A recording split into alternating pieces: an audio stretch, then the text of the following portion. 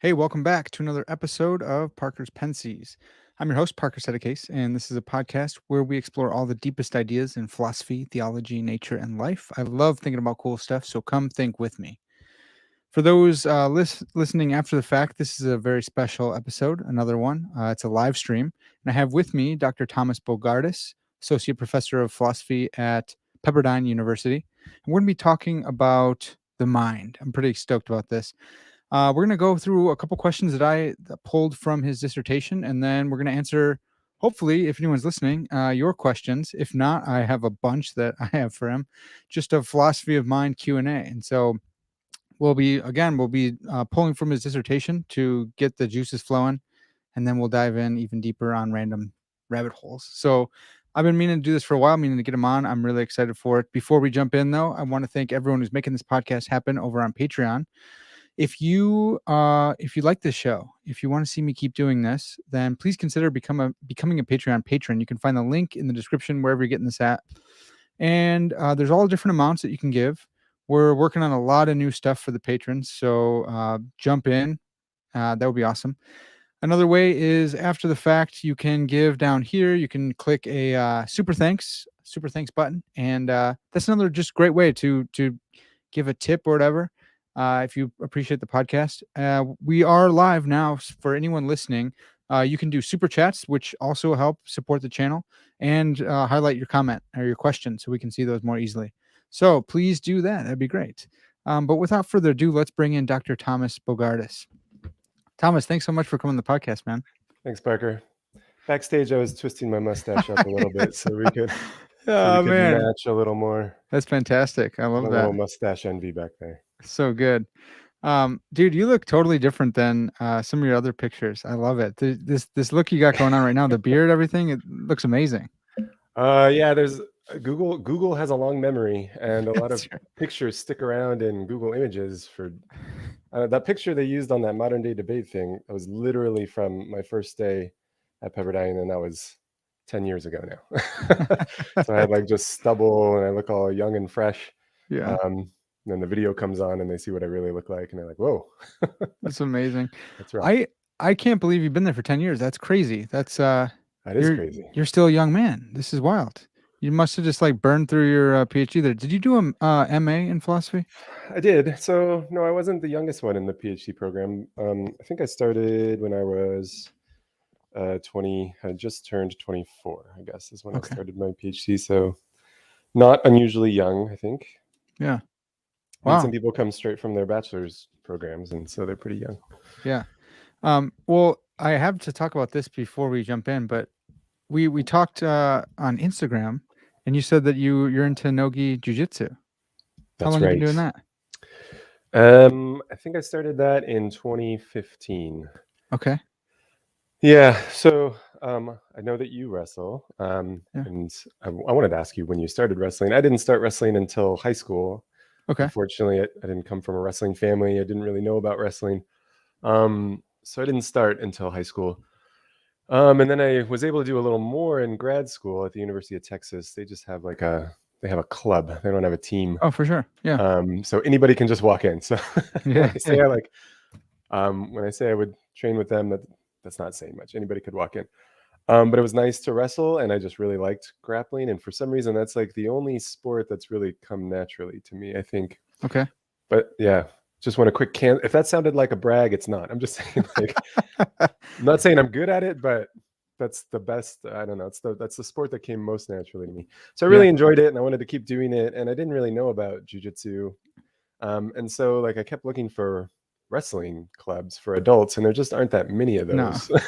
No, there's not. Yeah, and then we moved to our current house, and a jiu-jitsu gym opened up just like on my commute, and so every day I'd be like, wonder what that is. And then one Saturday I worked up the courage to go in there, and I got choked a lot. Well, they asked, like, do you want to put this gi on, or you could just train in what you're wearing and it'll be like wrestling? And I was like, guess what I'm more comfortable with. Yeah. Right. I don't know about those pajamas. I think I'll just wear what I'm wearing. And then I just got choked a lot, had a lot of like instincts from wrestling that get you in trouble in jiu-jitsu. But that's right. I was just really impressed because there were all these dangers that I didn't know about in wrestling, that I was always like putting myself in danger, but I didn't realize it in wrestling. And then these people were making me aware of that, and I wanted to learn that skill. And so yeah, I've been doing it ever since. And I mean, I wish I had started all of this sooner, but I'm happy I got to it later rather than never. Yeah. Well, so are you purple or brown or? I am a purple belt. Nice, man. Yeah. Deadly. Although Awesome. I don't really have a gym anymore. The gym I was training at regularly closed during COVID. Dang it. And then, yeah, it was a bummer. And then since then, I've just been sort of dropping. Well, we were training in my garage for a while. I have some, I have a like very legit wrestling friend who hooked me up with some really nice mats, and I have a pretty big garage. And so we were able to just put the mats down in the garage, and that's what got us through COVID. Is it safe to, are we allowed to say that yet? Or Yeah, right. no, Just jinxed it. training the whole time. So that's what we were doing during COVID. And then people started going back to their own gyms, and a friend of mine opened a gym. And so I've just been kind of like dropping in at friends' gyms and open mats. And I guess I should actually join a gym. Yeah, man. This we got to roll sometime. That'd be fantastic. I'd love that. Philosophy and jiu-jitsu. Are you in Florida? Is that where you are? No, I'm up in Chicagoland. Hope the listeners don't dox me and come kill me or anything. Oh no, sorry. So, well, they just have a general idea. I thought you were in Florida for some reason. I go down there for PBA. I'm in school, but I only go down a couple times a year and then do some extension stuff. Okay, well, it's still pretty far away, but sure. If we're in the same town, that's right. Sometime. That's right. Awesome. Well, all right, man. So I wanted to find out how you. I've heard how you got into philosophy a couple times, but why philosophy of mind? Was that because of the neuroscience stuff, or what got you interested in that? Yeah. Well, I think as a child, I had sort of natural inclinations towards philosophy. I was the sort of kid who, I mean, I wouldn't dwell on death. I wasn't depressed or anything, but I would, think about death and God and mortality. I really liked math and science because of what I perceived to be, there were like, rules and a structure. And according to Myers-Briggs, that personality test, I don't know how reliable that is, but according to Myers-Briggs, I have this archetype, INTJ personality type. Okay. Which, like, I guess these sort of people like system building and understanding systems. And so a lot of them become architects and engineers and that sort of thing. But the sort of things I was interested, I was raised Christian. And so, naturally I was interested in all this theological system I was being taught. So that was one of the first things I started thinking about philosophically. I remember, I think a lot of kids have philosophical thoughts, and I have a pretty vivid memory of the first time I thought about like inverted qualia stuff. Nice, of course. Yeah. Yeah, and I thought like, why has no one mentioned this before? Why is no one talking about this? But then, I just tucked it away because nobody in my life was really interested in philosophy, which is fine. But wasn't until college when I discovered that this was a thing. Yeah. And really, at first, I didn't even know that it was called philosophy. I just was happy to find people who had similar sorts of thoughts and were willing to talk about it. And these were the kinds of things that I would stay up late into the night talking with my friends about. We would have these theological and philosophical conversations. But I didn't really know this was something you could do or pursue seriously. I remember I had a friend who took a logic class as an undergrad, and I was very jealous and like insecure. I was like, oh man, there are these people out there with this power. Yeah. And I don't have it, and I really want it, but I'm on this biology track. I can't take logic. But then, I decided after I finished my biology degree, I thought, I heard about a master's program at Biola University, which didn't require an undergraduate degree. And so I thought maybe I'll just get this philosophy thing out of my system. Yeah. Go get that master's degree, see what it's all about, answer all my questions. Totally won't suck you in for the rest of your life. Yeah. Yeah. And then I'll, go to medical school or whatever.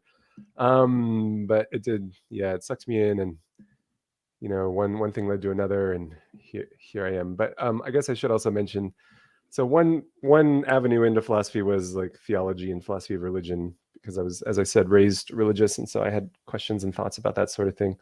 But then also, because I was interested in biology, I started taking cognitive science classes as an undergrad. UC San Diego, I think, was the first university with a cognitive science department, thanks in part to the Churchlands down there, Yeah.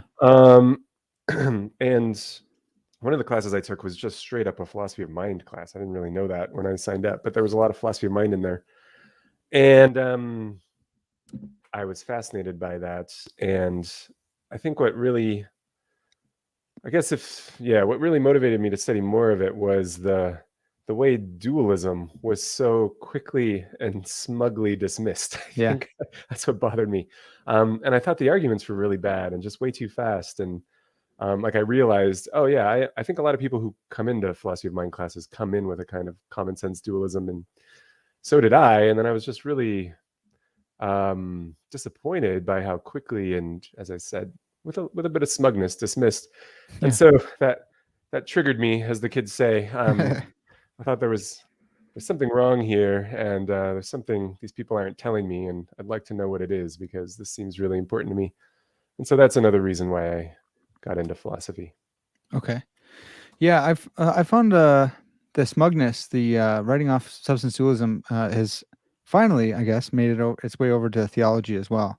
When I was working on a couple degrees at TEDS, it was like it's super cool for like an Old Testament prof or student to be like, oh, substance dualism. Can you believe people use the Old Testament in support of substance dualism? Oh my goodness! Yeah, And then that was like a lot of pastors as well will say something like, well, we're not brains on sticks, and yeah, we're a psychosomatic unity. And I'm like, well, what's that? And they're like, it's not substance dualism.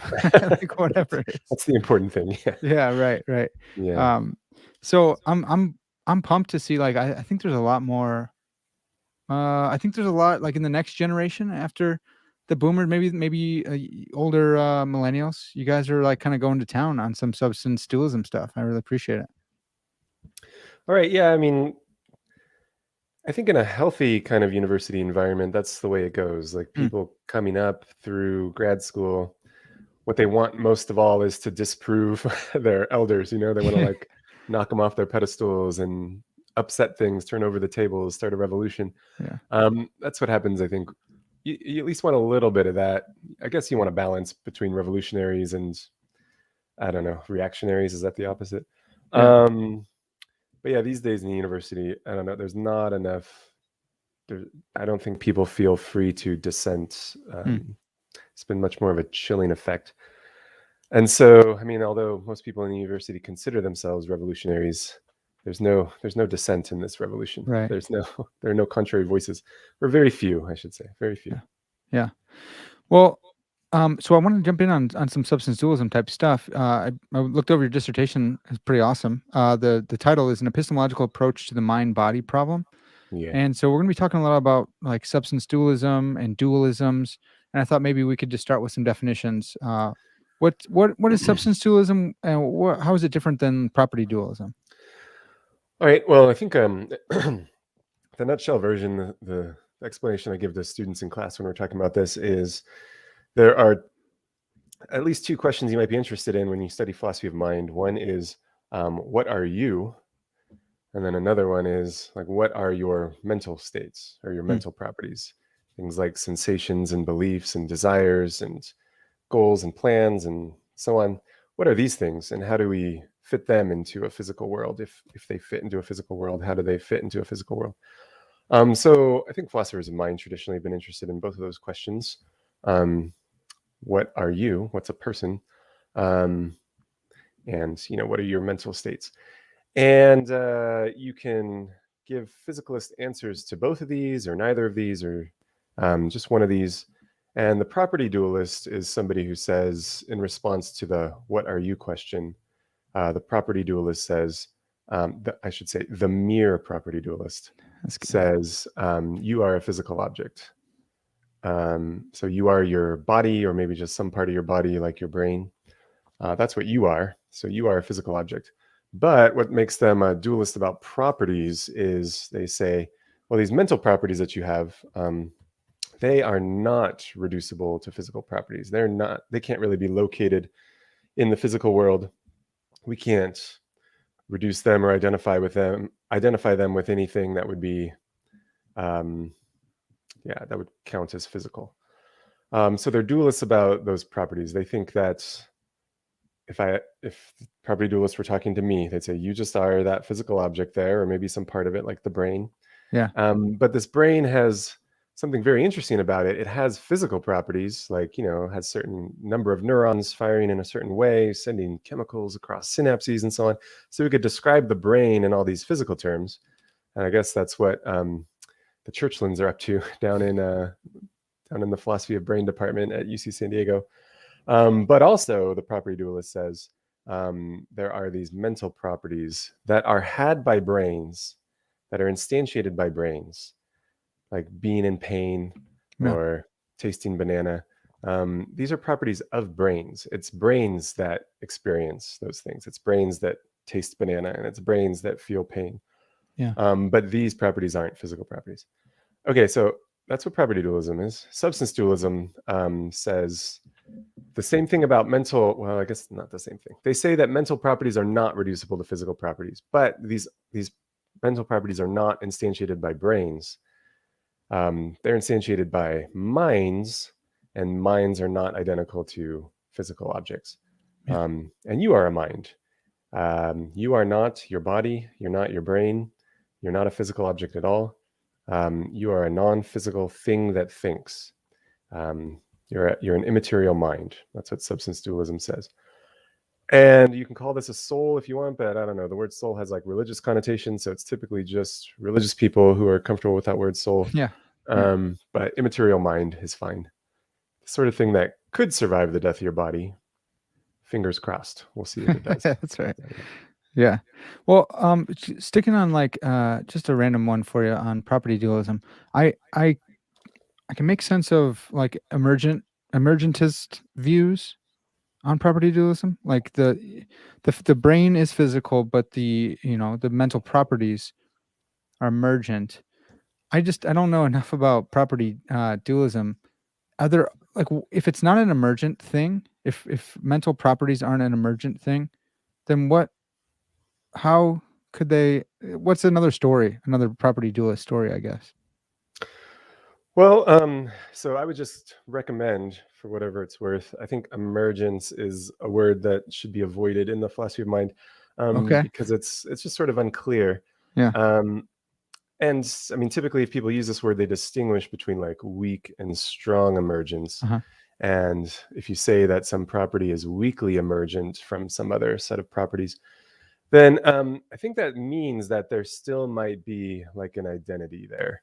Like whatever, like wetness is wetness weakly emergent from H2O particles? Well, I guess it depends. I don't know. With the wetness conversation, I think it depends whether we're talking about like the felt quality of water, like that feeling, or just the liquidity, like the ability of water molecules to slide past each other or whatever. Is that what it is to be wet? I was thinking of that one. Yeah. So I guess H2O molecules do have some properties that aren't had by the oxygen or the hydrogen. I guess they've got, believe it or not, at one time I was pretty good at chemistry. But I remember, these H2O molecules are polar, right? There's a difference in charge. Like one side is positively charged, one side is negatively charged. And that's not true of the oxygen alone or the hydrogens were they alone. But when you put them together, you get this, it's a dipole. It's a polar molecule. I thought it was dipolar, but that's dipolar. Going a long past. Okay. Yeah, long way back. You know what I mean, though. But that would be like weakly emergent because you can explain why the molecule has these properties in terms of its constituents. So it's not like some weird new surprising thing popped up. And if it's surprising, it would only be a result of our ignorance. But once we learn like everything there is to know about the hydrogen and the oxygen, we can see, yes, here's why we get this electric phenomenon here, this difference in charge across the molecule. So although it's a property had by the molecule and not by any of its individual parts, it's like weakly emergent because we can't explain it in terms of the interactions of the parts. Okay, but a strongly emergent property would be totally different. It would be hard to find an example outside of psychology, outside of the mind. That's what I hear people say. Yeah, they're like, well, outside, maybe a magnetic field, but not really. Like sometimes they'll pull back from that, or they'll use it and pull back. Well, I guess there are examples from the history of science. Like I'm told, and I'm pretty sure this is true. Once upon a time, there were people who thought that life was like strongly emergent. There was this vital force. Yeah, vitalists, right? Yeah, vitalists. And so they thought like even if we understood all the machinery going on in an organism, in a cell, something would be left out, something would be unexplained. And so they thought we had to posit this like new force, like in science, that explains animation, for animate objects. But my impression is, as we've learned more about living things, we realize, no, this can, and I think this is still controversial in some circles, especially among Thomists. But my view, anyway, is like as soon as just think about the simple living things, like a little bacterium. Once you Yeah. understand how all the little parts are interacting with each other, you can see this is just a complicated machine. It's just an organic machine, and no vital force required. Yeah. And I No think no that, soul required either? well, I would say if we're using the word soul to refer to like an immaterial thing that thinks, that Yeah. has mental properties, then no, those show up as soon as we have consciousness. Okay. And I would have thought with a little bacterium, no, we don't have any consciousness there. So no immaterial thing that thinks. But yeah, sometimes Thomas use the word soul in a Aristotelian way. Right. And so I think they'd say, yeah, you still have this little, Because the maybe, soul is just like a form for the Thomists, right? And it would yeah, still have a form. yeah. Okay. Am I getting you in trouble with the Thomists right now? Maybe. Yeah, and then you just have to figure out what exactly a form is. Yeah, Um, right. but Yeah. yes, that's what they would Okay. say. Okay. Sorry, I took you pretty far downfield here. Oh, that's okay. Yeah. I'll just say I'm a great admirer of St. Thomas and Aristotle. Okay. But I don't know, I might have like idiosyncratic takes on what they must have meant by these words. But Yeah. yeah, this is a little bit of a tangent. Okay. Well, so your dissertation is pretty wild because you get into like epistemic defeasibility, introspection, peer disagreement, and even philosophical methodology, which is, Yeah. I mean, that's a lot. It was pretty cool. Your committee is pretty awesome too. Michael Tai was your first chair. I don't know how to say what the language is. Reader, Yeah. chair. Well, I had two advisors, two Right. chairs of Yeah. the committee. They were co-chairs, Michael Tai and Adam Pouts. Yeah. Yeah, I think it was a pretty solid committee, and I certainly got the full experience of being grilled, both like at the prospectus defense stage and the dissertation defense stage, and I guess every stage in between. That's good. The University of Texas, at least when I was there, was pretty old school, argument-based philosophy, philosophy with a sledgehammer.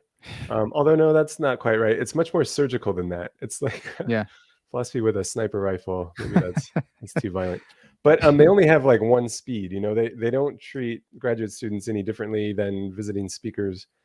As they just flip a switch and they're in philosophy mode. And that Yeah. means come up with the most devastating objections I can all the time, and as many as I can. And so, yeah, certainly wasn't for everybody, and it was very discouraging and probably traumatic for a lot of people, and probably me too. But if you survive, I mean, it's sort of like a sink or swim environment, and if you learn how to swim, I think it's pretty good for you, and I would recommend it. Yeah, That's so I good. hope there are still programs where this happens, but Yeah, well, I get it from Brandon Rickabaugh all the time, and the nice. devastation stuff is good. Paul Gould will hit me, and then later we'll talk, and he'll be like, "Hey, man, so how'd you do with that?" He's so nice and like kind to me. So Yeah, that's big nice. shout out to both of them. Well, so you go in on some. You say that dualism strikes many philosophers as being true upon hearing certain arguments or certain uh, intuition pumps or thought experiments, and then absent defeaters, we should believe what seems to be true to us. Yeah. So I'm wondering, some philosophers be like, I don't think it seems true to me at all. I don't. But what you're getting at there is just saying like, no, intuitively when you first hear like Mary's room or something like that, it seems like, yeah, like physicalism is false and dualism is something like dualism is true, right? Yeah, and this is just like in that chapter, which I think it's probably the main part of the dissertation. That was the main argument. And eventually I did publish that as a self-standing paper Hmm. called Undefeated Dualism. Oh, nice. Okay, I was Yeah. worried I didn't read that. I was like, oh, I should have read that before, but I No, read it in here. I think that's what it was called, Undefeated Dualism. Yeah, and it was kind of autobiographical because I was just kind of recounting my journey into the philosophy of mind.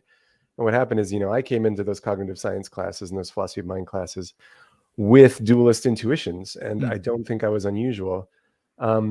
And then I don't know if you've noticed this, but in philosophy,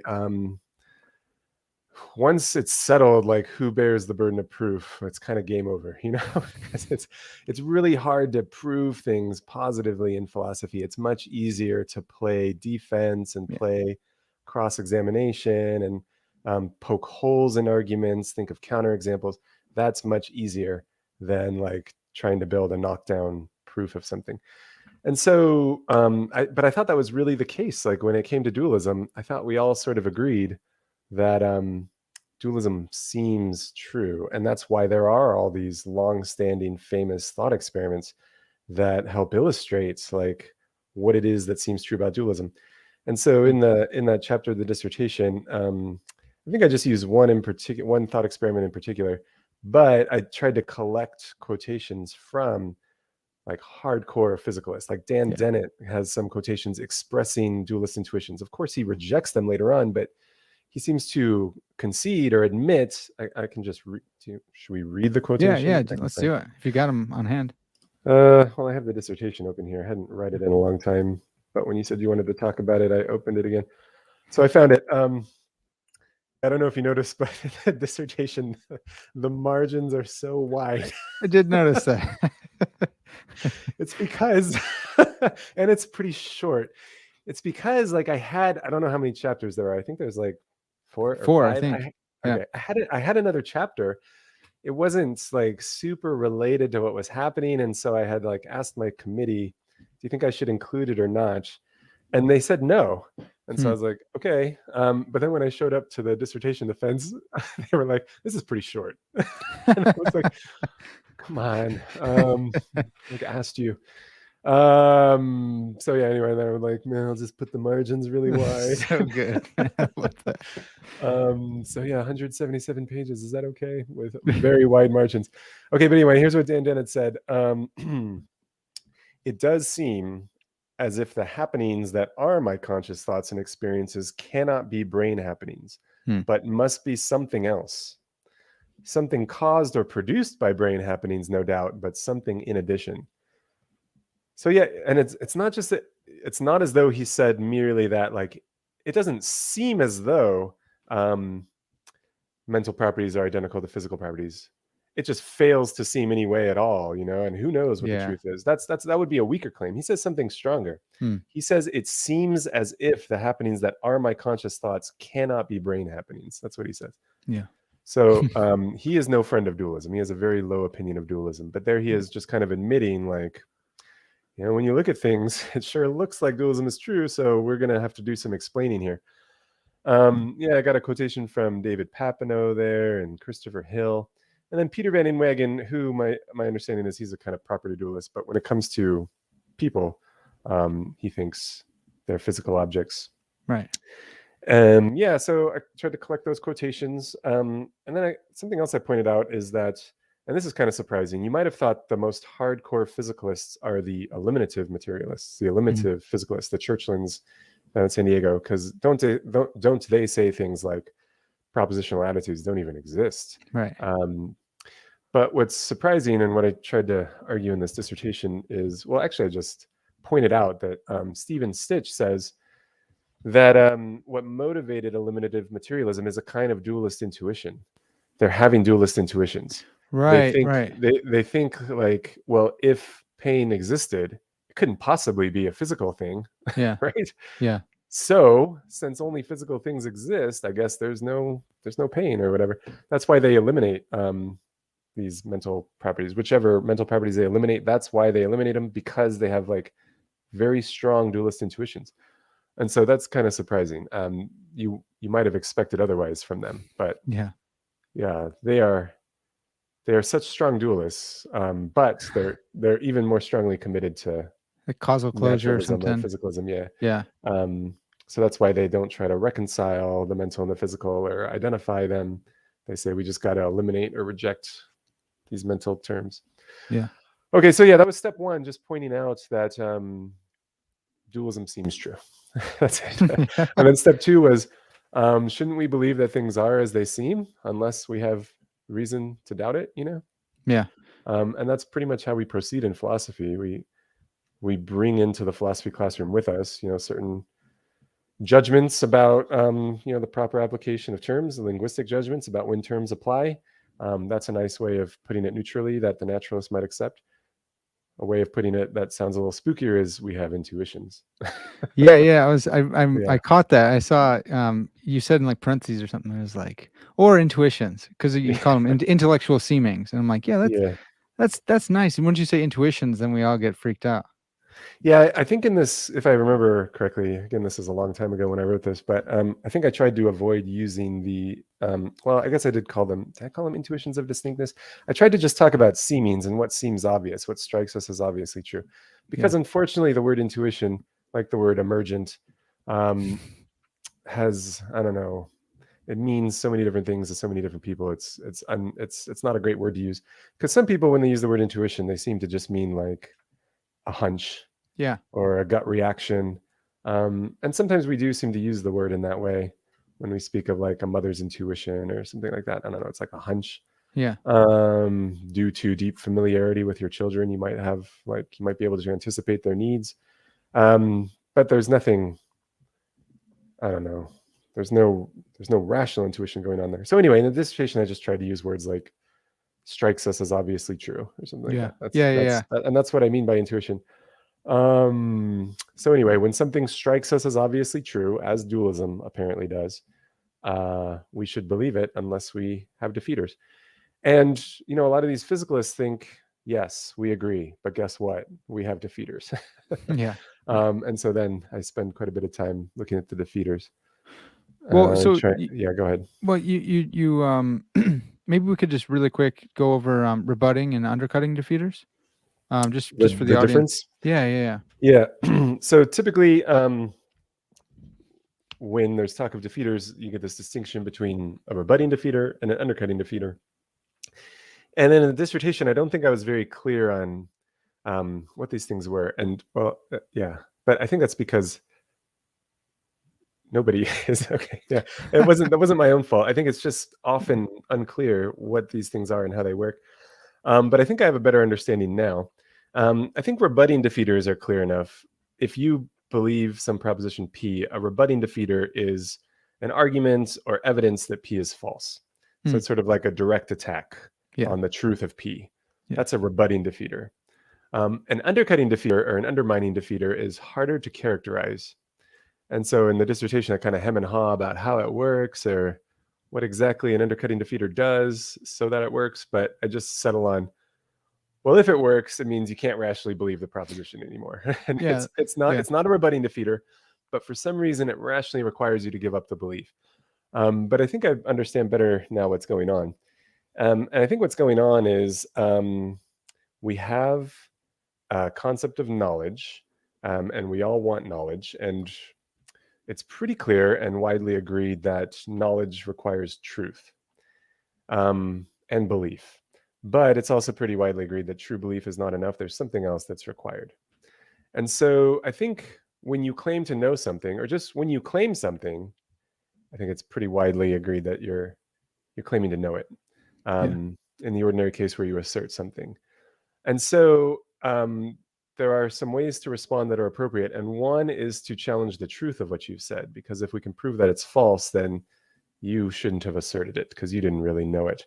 Right. So that's a rebutting defeater, challenging the truth condition on knowledge. An undermining defeater, I think, challenges whatever the condition is that is the difference between mere true belief and knowledge, whatever it is.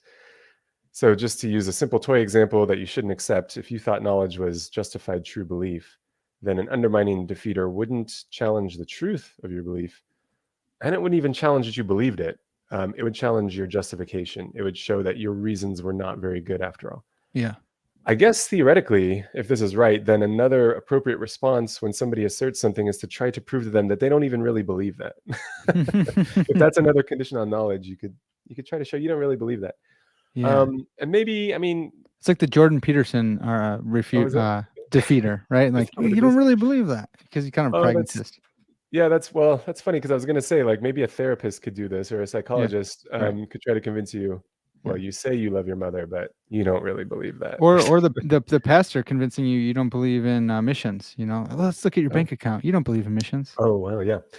Yeah, so I think that happens less commonly in philosophy that we challenge like you don't really believe we don't challenge Right. the belief condition, but I guess theoretically it's possible to get a third kind of defeater that Hmm. doesn't challenge the truth and doesn't challenge justification if that's what's missing between true belief and knowledge, but it might just challenge belief.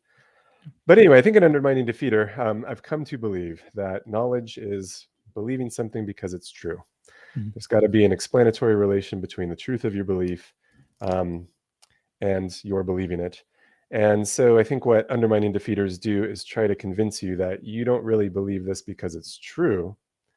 You believe it for another reason. And that is the way that's like the commonality among debunking defeaters throughout philosophy. You see them in metaphysics, you see them in ethics, you see it in aesthetics, you see them all over the place. You see it in the philosophy of religion with that argument that says like, well, you don't really hold your religious beliefs because they're true. You just believe them because of who your parents were Right. or where you were born. And so, yeah, I think what these debunking arguments are doing, what these undermining defeaters are doing, is trying to convince you that you don't really hold that belief because it's true. You believe it for some other reason, because of who your parents were, or because you're on drugs, or because of who your friends are, or because you have biases, or whatever.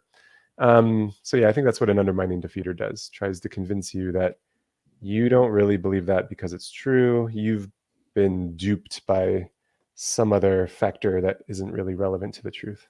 Okay. Yeah. Yeah, that's really helpful. I've always like tried to cash it out in terms of like self-refutation and self-defeat, and that's way too strong. But it helps me think of like if something's self-defeating, at least under the interpretation that I like, then it could be true, but you're not justified or warranted in believing that thing. Where Mhm. if something is like self-defeat, refuting, then it's like necessarily false. Oh, And so like yeah. that would be Well, rebutting. That would correspond to rebutting. Although you can have a rebutting defeater that's not like without self-reference kind of stuff. mhm. But that's just kind of how I've matched them up. Yeah. One, you could believe it. It could be true, but you're not justified in believing it. And the other is like, no, it can't be true. Yeah. Yeah. So you're making a distinction there when it comes there are self-referential problems sometimes with Yeah. views. And you're saying, well, one such defect would be what we could call self-refutation. And that's where the view entails that it must be false or something Yeah. like that. Like if somebody said there are no truths or something like that. Right. Like there are no absolute truths, there are no objective truths, then Yeah. philosophy 101 we point out, what about that? And so, if that proposition were true, it would have to be false. Yeah. So yeah, you're saying like that would be an equivalent of giving yourself a rebutting defeater. Like this view Yeah. rebuts itself, Right. it refutes itself. But another kind of self-referential problem is a view might entail that like you couldn't reasonably believe it. Right. It may be true, but you couldn't reasonably believe it. And I guess an example is some people have alleged this with regard to conciliatory views and the epistemology of disagreement. And that sounded fancy when I said it, but the view is just something like, if there's a lot of disagreement among well-informed peers of yours, then you shouldn't believe a position. So if something's like really controversial and of people who are just as smart as you and just as well-informed as you are who disagree with you, then you can't rationally believe the proposition in question. Yeah. What people have pointed out is that very view is controversial, right? Yeah. And so if you ask the view about itself, it doesn't say that it's false, but it kind of looks like it says you shouldn't believe me. Right. Yeah, like you can't rationally believe me. And so that would be a case of self-defeat that's not like self-refutation or self-rebutting. It's like self-undermining. So I get the distinction. I don't know if you were to ask me, is that how people use the word self-defeat? I would have thought, No, I think self-defeat is a sort of umbrella term that includes the two kinds of things you were talking about. There's Okay. two ways a proposition could defeat itself. One is by entailing that it's false, entailing that it itself is false, and the other is by entailing that you can't rationally believe it.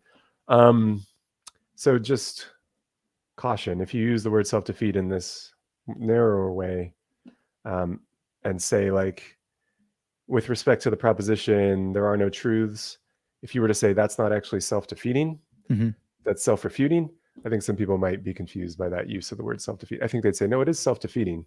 Yeah. It's just a rebutting kind of defeater. Yeah. I It wonder gives if itself a rebutting defeater. if all no, I don't want to play that. Let's I don't want to try and come up with counterexamples right now. That's Okay. good. I think you're right. Yeah, I don't think So much turns on this. Is just like, yeah, that's why I'm trying not to. sociologically, when Yeah, interacting with other philosophers, I think this is probably the way to use the word, but you could always this is just good. clarify. Yeah, you could always just clarify. Yeah, And yeah, I love it. okay. Going back to undercutting defeaters, people will argue you were either anticipating or I can't remember if you pulled from like some literature, but saying like a way to get at the seemings that substance dualism seems right is to say, hey, look, we have unreliable seemings, and that would be an undercutting defeater for substance belief in substance dualism or just dualism in general. That sound right? Mhm. Yeah, that was one of the proposed defeaters. So somebody might say, well, you're relying on these seemings, trying not to use the word intuition, but you're relying on these seemings, and these seemings have a poor track record. Um, and I think the best form of this objection says, like, in the philosophy of mind, we know that our intuitions are apt to mislead us. And I think in the dissertation, I deal with like a common example that people point to. They say, I don't know if you want to talk about this because this gets into the weeds a little bit, but they say, like, look, we know Kripke taught us that water is H2O and that this is necessarily true. Yeah. This is an a posteriori necessity. But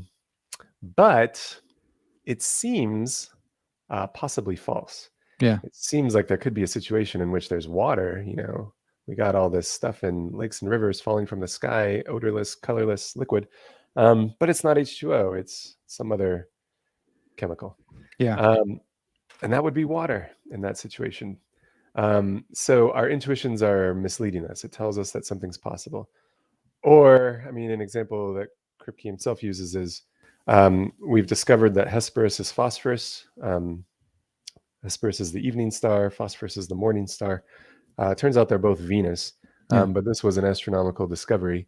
So we've learned that Hesperus is phosphorus. That's an identity claim, so it's necessarily true. But somebody might report an intuition this way. They'd say, like, but, Hesperus could have failed to be phosphorus, could have turned out differently. Yeah, why think, they might say, that the evening star had to be the morning star, the first star visible in the evening, the first heavenly body visible in the evening? Why think that would have to be the last heavenly body visible in the morning? Could have been otherwise. Yeah, and so they think, like, we're just not very good at this whole intuition thing. Our intuitions mislead us, and they might give other examples as well. Maybe you've heard examples like, hey, doesn't it strike you as obvious that parallel lines could never touch? And you're like, yeah, that is obvious. But then they're like, surprise, moron. on a basketball, you could get parallel lines touching on a sphere on a curved surface. Because do we need an explanation of why? They just say, like, for two lines to be parallel, that means there's a third line that they're both perpendicular to. Yeah, so you got an equator, you got a prime meridian, and then you've got the third line that we don't have a name for. The prime meridian and the equator are both perpendicular. They both meet the third line at 90-degree angles, but the prime meridian and the equator are not. Well, they're parallel in that sense, but they touch, obviously. But there's Stupid a third basketballs. Dang it. Yeah. And so they're like, surprise, your intuitions are unreliable. What's another common example that gets The thrown origin, this? well, I don't know if people do think that. I think that is kind of, I think I could probably have different parents, but I know that's like Origin's really essentialism, against. Yeah, origin essentialism. Yeah. Yeah. So yeah, Or that was even another example. I don't. this is really tough. All these are tough for me because, like, I don't know. I think I could probably imagine H3O, but maybe not. Well, sure, some other chemical could fill the lakes and the rivers and fall from the sky, and we could drink it. But I think the Couldn't. thing to say is that wouldn't be water.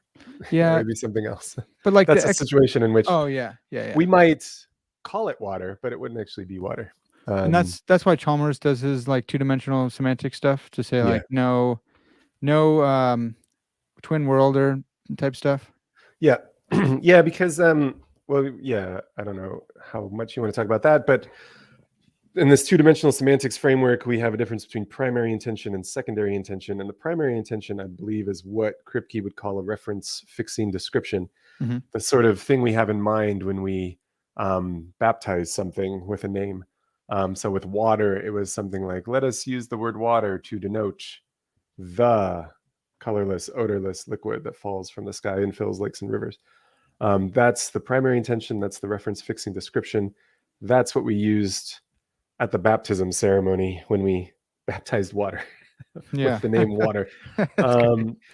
Yeah, but the secondary intention is like what it actually refers to. That's the referent. So the primary intention was the thing that helped us fix the reference. Mm-hmm. The secondary intention is what it actually is, like what water actually refers to, what water is. And so does that track sense and reference? Is that tracking? Yeah, I think so. Yeah, the sense is primary typically given sense. Yeah, the sense, Okay. like in a Frege sense, I think the Frege sense of sense is this kind of reference fixing description, a definite description that we associate with a word. Like when we deploy the word, this is like what we have in mind. This is the conception that we have. Yeah. But I mean, what's interesting is this conception, this primary intention, this Frege sense, needn't even be accurate, you know? Right. Like you might baptize somebody on the basis of a misconception. You might say like, the man over there drinking a martini, let's call him Bob or something like that. Even if it's not a martini, and even if he's not a man, like the name still found him, you know, the name still refers to him. Yeah. Yeah, so it's tricky. And I think that if you're wondering like what a thing is, you really shouldn't look to that primary intention or the Frege sense. If you were wondering like, well, I don't know if you I had a debate recently where this sort of thing came up, and I like floated a hot take about definitions that a lot of people weren't ready to accept. Well, do you go in for like realism and like natural kind type stuff, or? I don't think you have. Well, it depends on what you're asking me if I'm a realist about. But I'm a realist about a lot of things. But I just would have thought like if we want to know what the actual definition of a thing is, don't look to this primary intention. Don't look to the sense. Don't look to the conception in your mind when you use a word, because that can be totally mistaken. And it definitely may not necessarily co-vary with the thing that you're naming. If you just think about water, like even if there were no lakes and rivers, and even if it stopped raining, there would still be water. So this conception that we have in our mind when we use the word water is not the definition of water. Right. The definition of water, come to find out, is H2O. It's the secondary intention. That's what water is. Okay, hold on. I'm just wondering, why did we start talking about this? Sorry, man. Actually, I got a good thing to tie it up. Okay, so you I don't know if you call them up, but you say Chalmers uses two-dimensional semantics and conceivability of philosophical zombies, as well as conceivability as either like a guide to or entailing possibility. And you say that your methodological argument doesn't do that. It doesn't need those things. It's just like extra baggage or something. Do you still have that on top of your mind? It's been a long time, but okay. Well, now I remember why we started talking about primary and secondary intention stuff. Is because we were talking about this proposed defeater that like our seemings are unreliable. Right. But now you ask me, why did I say this thing about Chalmers and conceivability? I think I mentioned that because like when I started grad school, it was very much hip and in vogue to think about like conceivability and possibility. Yeah. And people were just writing really long books about that and edited collections coming out and everyone trying to like figure out what conceivability is.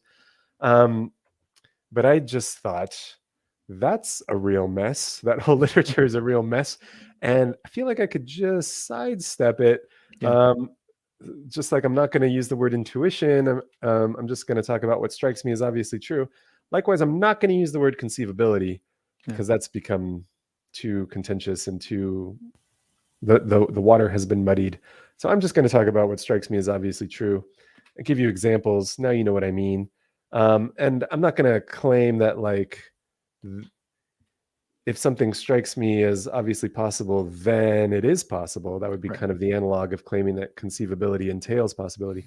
I'm just going to say, if something strikes me as obviously true, then like I'm within my rights to believe it unless I get a defeater. And everybody agrees, I think. Yeah, if you disagreed with that, you'd be in a real pit of skepticism. Yeah. So yeah, I was trying to avoid all of those conceivability worries.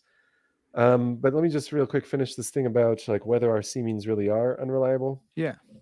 One more example that I discovered the hard way was maybe you know this already. Did you know that 1 is equivalent to 0.999 repeating forever? That infinite decimal? Did you know that? I don't think I knew that. Maybe I knew that, but I try to forget it because I hate math. Yeah, I didn't know it either until I presented this paper at a grad student conference, and That's somebody a hit me hard with that. lesson. Yeah, and they Oh, were man. like, you know how 1 is equivalent to 0.999 repeating forever? And I was like, no, I'm going to stop you right there. No, it's a little smaller. 0.999 repeating forever is a little smaller. And obviously, I still feel stupid to this day because I remember it. Come to find out, no, that person was right. I was wrong. They are equivalent here.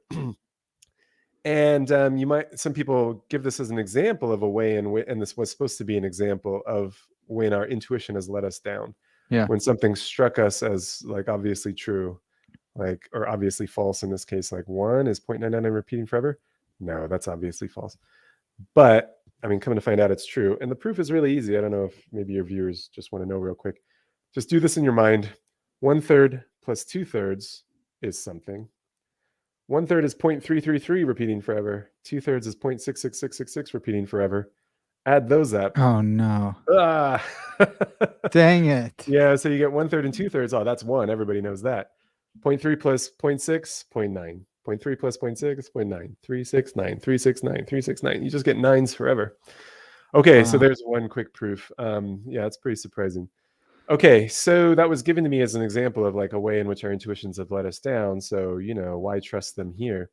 But I think the thing to say in all these cases, like thinking that water might not be H2O and Hesperus might not be phosphorus and parallel lines can touch, and the naive comprehension axiom, there's another example. I'll just drop that in there and never talk about it again. But also this thing about 1 and 0.999 repeating forever.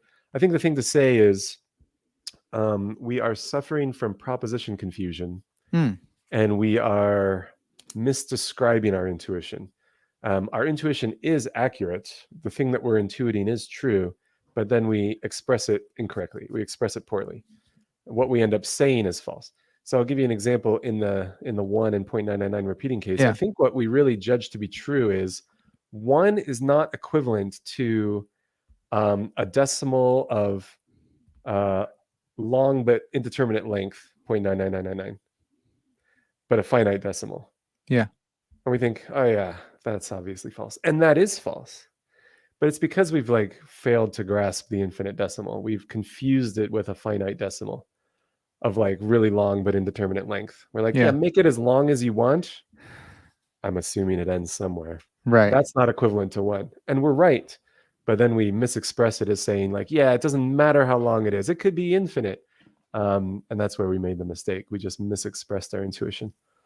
Could you run that again on the 0.99999? Like, what if someone says, well, you have this seeming that, no, maybe it's not a seeming, it's just you're just wrong about it. Like, if you think that it's a finite decimal, you're just wrong. But it seems to me, do you know what I'm getting at? What if you just like reference it back? You say, look, I think that these two don't seem equivalent. You go, yeah, but you're wrong because you're misunderstanding the concept of 0.999 repeating. But then what if someone says, but that concept seemed right to me, right? Like that my seeming has then led me astray regarding the length of 0.99 repeating. Yeah. Well, I think there's two possible cases. Somebody really does grasp the correct proposition. 1 is equivalent to 0.999 repeating forever. And this person, it strikes them as obvious that that's false. Okay, that's one situation. And that person really was led astray by intuition. Something struck them as obviously false. That's actually true. Yeah. But another possibility is somebody tried to grasp that proposition, failed, Mm. grasped this other proposition. One is equivalent to 0.9999 going on a long time, but eventually ending. Yeah. Yeah. They grasped that proposition, and that struck them as obviously false.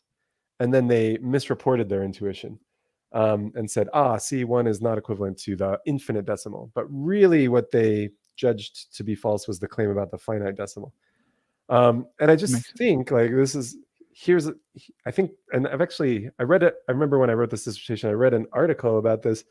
It was in some like mathematics journal devoted to teaching mathematics, and this was the diagnosis they gave of why students are reluctant to believe this. And it was the proposition confusion diagnosis. They said students just don't grasp the infinite decimal. Nice. Okay. Yeah, and so I was like, haha. Got them. But I mean, yeah, I guess that's a mathematician doing some empirical research, but so maybe not trustworthy. Yeah. But I think that's a possibility, and I don't know. You just got to think in your own case. Is that what was happening to me? And at least in my own case, I think, oh yeah, I think that is what happened to me. Whoops, I just failed. And it's no surprise because infinity is hard to understand, you know? Yeah. And it's no surprise that we would fail to grasp the infinite decimal. Okay, but if you don't like it in that case, think about the parallel lines case. Like, do you feel like intuition led you astray in the parallel line case, or was there something sneaky about the example? I think there was something sneaky about the example when somebody says, haha, basketballs, there, parallel lines can touch. I think the obvious response is, well, I was thinking about two-dimensional geometry, right? Geometry on a plane. Don't come at me with this three-dimensional curved surface. It's not going to hold dimension on me. Yeah, that's right. You changed the rules. And so what happened was the question was, can parallel lines ever touch? The way I heard that was, can parallel lines touch on a plane? And intuition told me no. And intuition was correct. Yeah, no, the parallel lines can never touch on a plane. And then I reported it as like, yep, parallel lines can never touch. And then they're like, what about on a sphere? And then it was like, okay, that wasn't what I considered. Yeah. Because obviously, I mean, if this really were contrary to intuition, then it would be truly shocking when we heard the sphere explanation. We'd be like, what? That's crazy. Yeah. I can't even understand what you're saying. It's like, when physicists tell me there's 12 dimensions and some of them are curled up really tight. And then I'm like, I honestly don't know what you're talking about. Right. I cannot grasp what you're saying. That's what it would be like if our intuition had genuinely led us astray. Okay. They'd be describing the sphere and would be like, I don't even know what you're saying. Parallel lines simply can never touch no matter what. Yeah. But that's not what happens. Rather, what happens is we realize you tricked me. Yeah. Yeah. Well, so maybe you want to move on, but something similar happens with H2O and water and Hesperus and phosphorus. We confuse, and this was Kripke's own diagnosis, we confuse the proper name with the reference fixing description, with the definite description. We think that Hesperus just means the same thing as the evening star. And we think phosphorus just means the same thing as the morning star. And then we think about that description, the evening star is the morning star. And we wonder, could it have turned out that the evening star is not the morning star? And intuition tells us, yeah, that could have happened. And then we misexpress that intuition and say, yes, Hesperus could have failed to be phosphorus.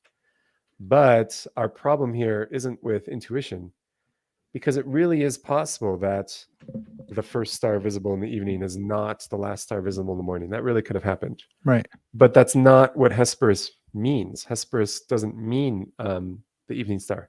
Hesperus means Venus.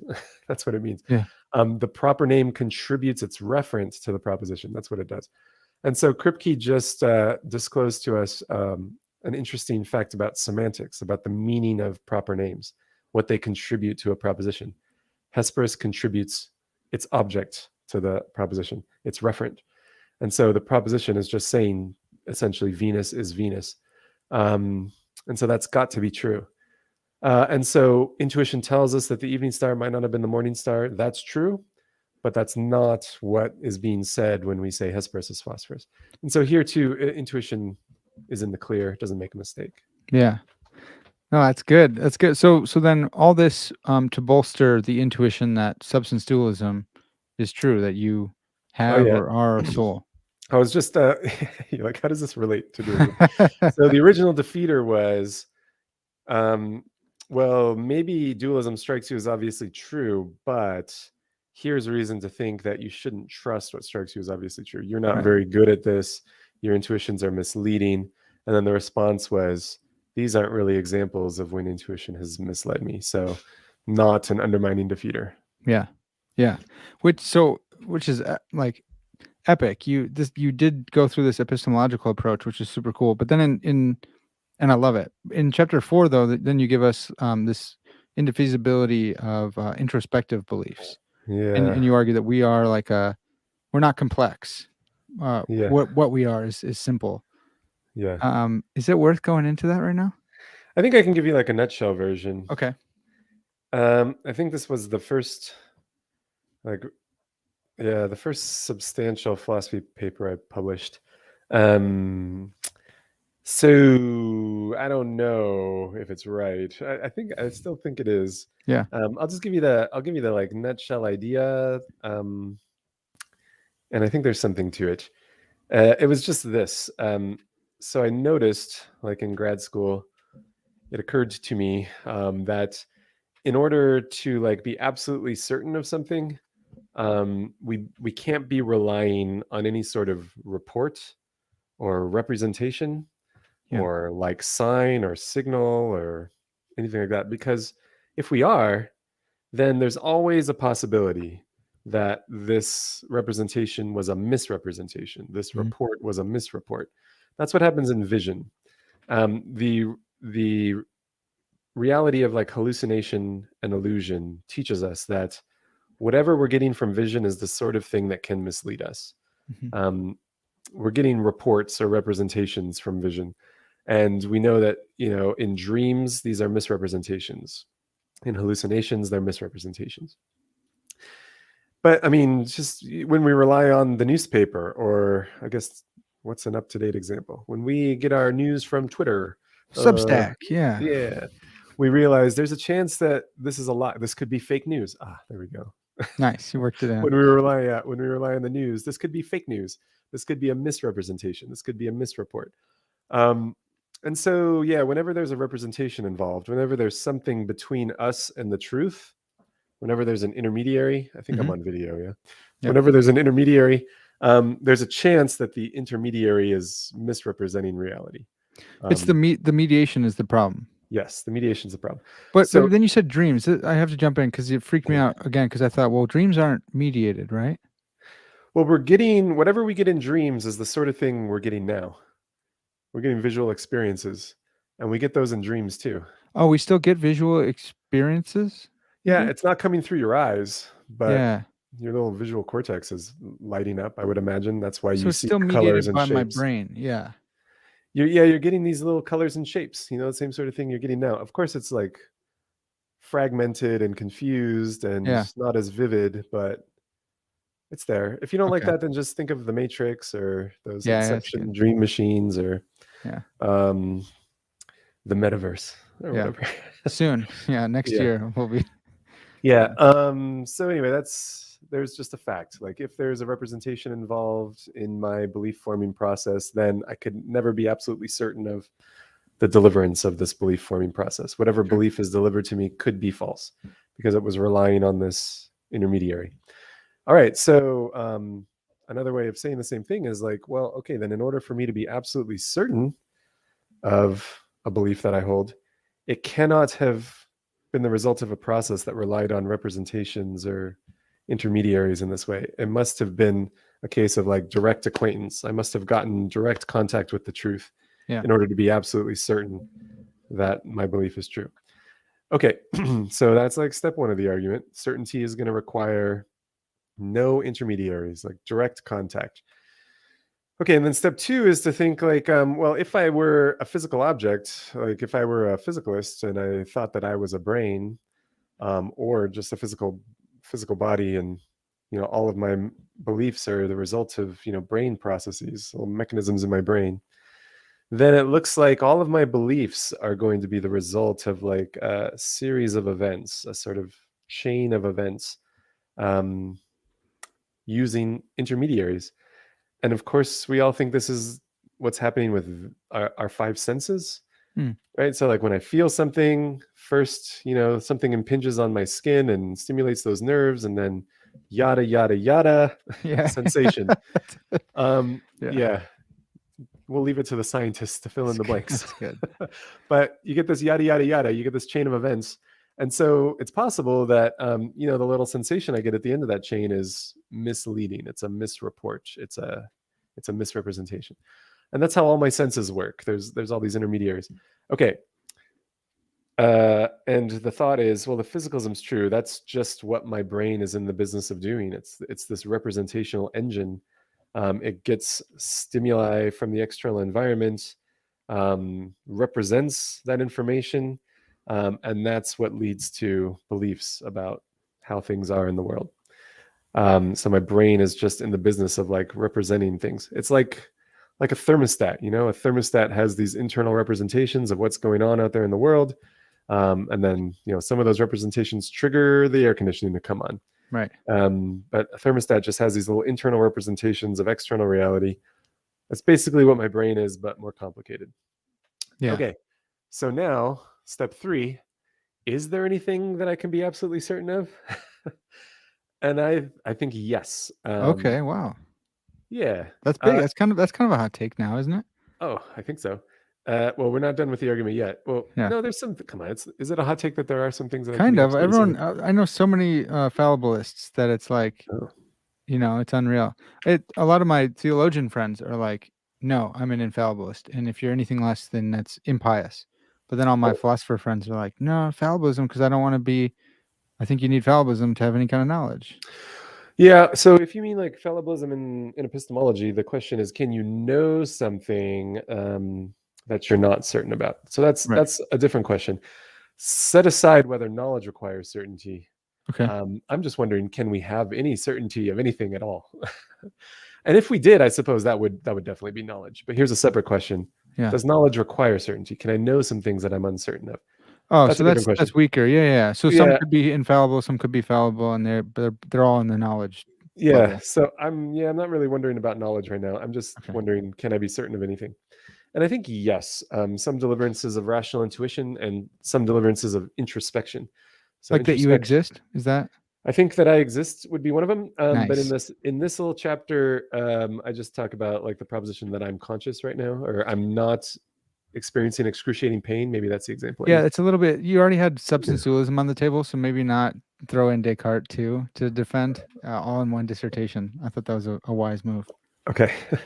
Yeah, that's right. And I didn't mention intuition in this chapter. I just used introspection because I thought maybe people would be open to that, because intuition sounds spooky, but there's a lot of like naturalistic theories about how introspection works.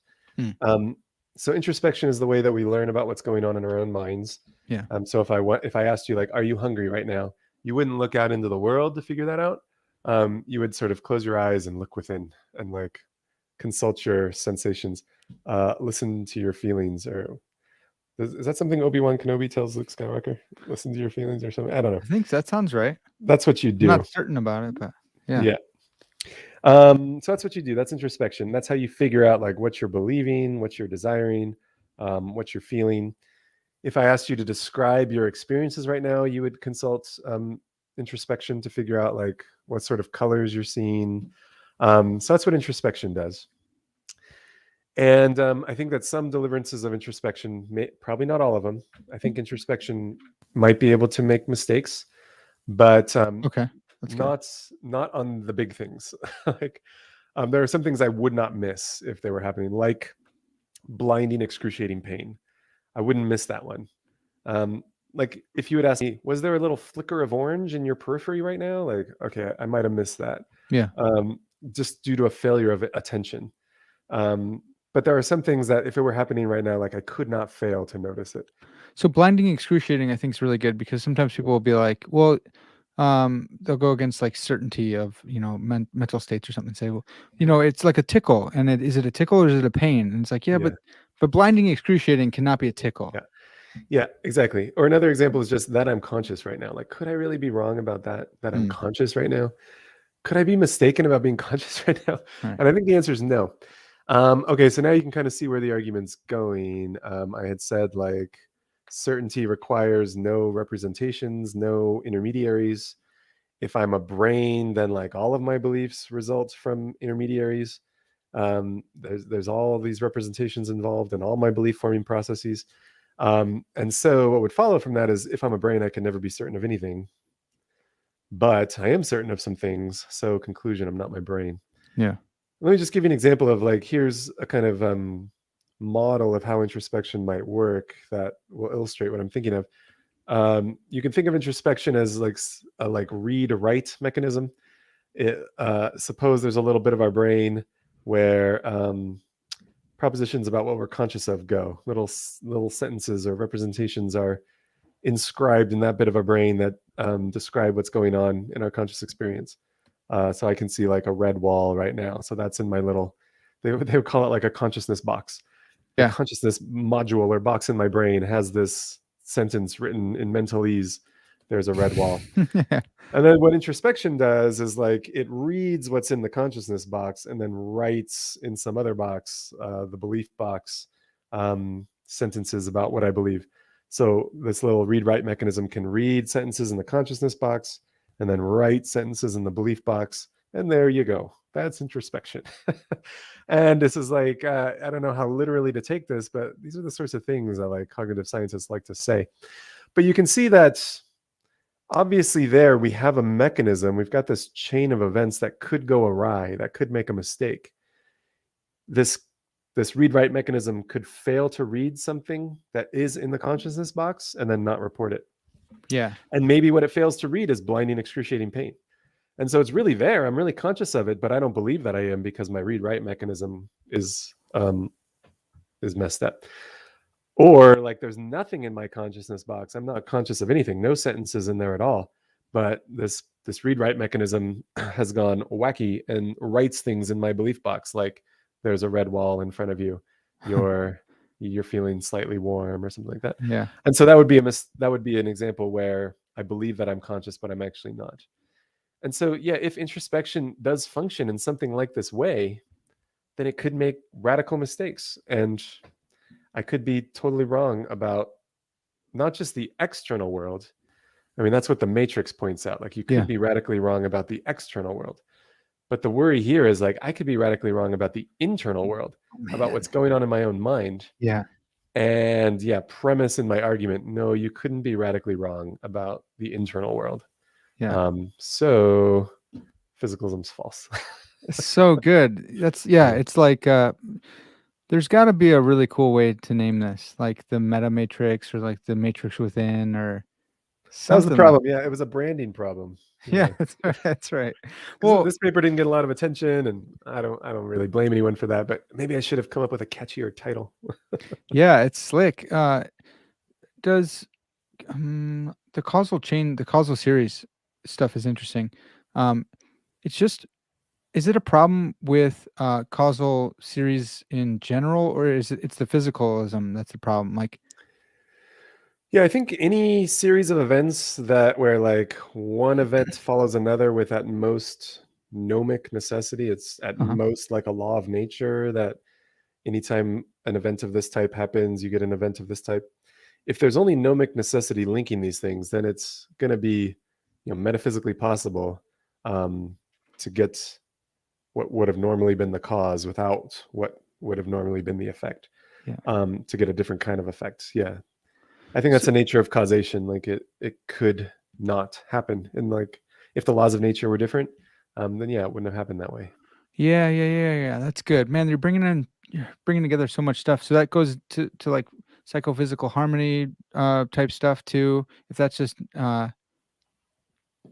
just gnomic possibility, then we're in trouble because it could be matched up wrong, right? Yeah, I mean, if that's how introspection is working, we've got this causal series of events extended in time that terminates in a belief about what my conscious experience is like. If that's how introspection works, then yeah, I don't think that view is going to allow for any certainty about any introspective belief. Yeah. And I mean, although in the paper I didn't talk about intuition, the same thing goes for intuition, because I think that we can be certain of some deliverances of rational intuition, like 1 + 1 is 2, modus ponens is valid. And if intuition works in this sort of mechanistic way, then we really can't be certain of any deliverance of intuition. Yeah. And yeah, then again, the challenge for the physicalist is just like, tell me how the brain does it, such that it's not this mechanistic process. It's not this causal series extended in time. Yeah. That's just what brains are. They're just little machines, Yeah. little organic machines with neurons clicking away. So yeah, it's hard to see how you could be certain of anything if physicalism is true.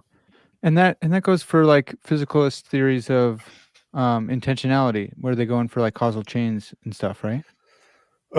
Physical theories of intentionality, you mean like trying to explain the content of beliefs and desires and so on? Yeah. So intentionality is like Yeah. a relation between, two relata, like a Yeah. sister relation. Well, yeah, if you're thinking of like naturalistic theories of intentional content, then yeah, a lot of those do appeal to causation. Like we get this connection between something in the brain and something out there in the world. And it's gonna be something like how tree rings get the contents that like it was rainy this year, and Yeah. the way I think that that's like, probably Dretsky or something. Yeah. yeah, right, it's gonna be something like that. And the way that like an internal state of a thermostat can represent that it's 70 degrees in the room or something like that, they'll say, yeah, something like that must be going on with our brains, the states of our brains. The details are very difficult to work out, but that's the like motivating idea. Yeah. We can explain the content of intentional states the same way we did with tree rings and the same way we did with thermostats. Just going to be a little more complicated, but yeah, there's going to be like causal contact involved and causal covariation. And yeah, but I think there it's not so worrying that something could go awry in this process and my like belief or my desire or even my visual experience is a misrepresentation, because we know that happens. Yeah. We do, like, we have false beliefs, we have hallucinations and illusions.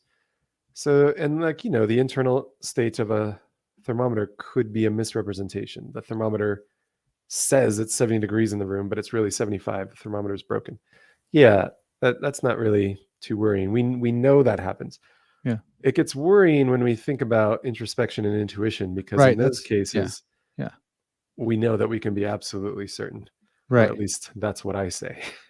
No, that's good. This Yeah. this is something that Brandon Rickabaugh like just hammered me on, because I was going in real deep on Davidson's theory of reference and stuff, triangulation argument, and he's like, "Well, then I think we lose self knowledge," and then he just left, and I was like, "Okay, I'll just try and figure that one out." But slowly and surely, and I think you helped me make some big strides here. I'm gonna have to listen back on that.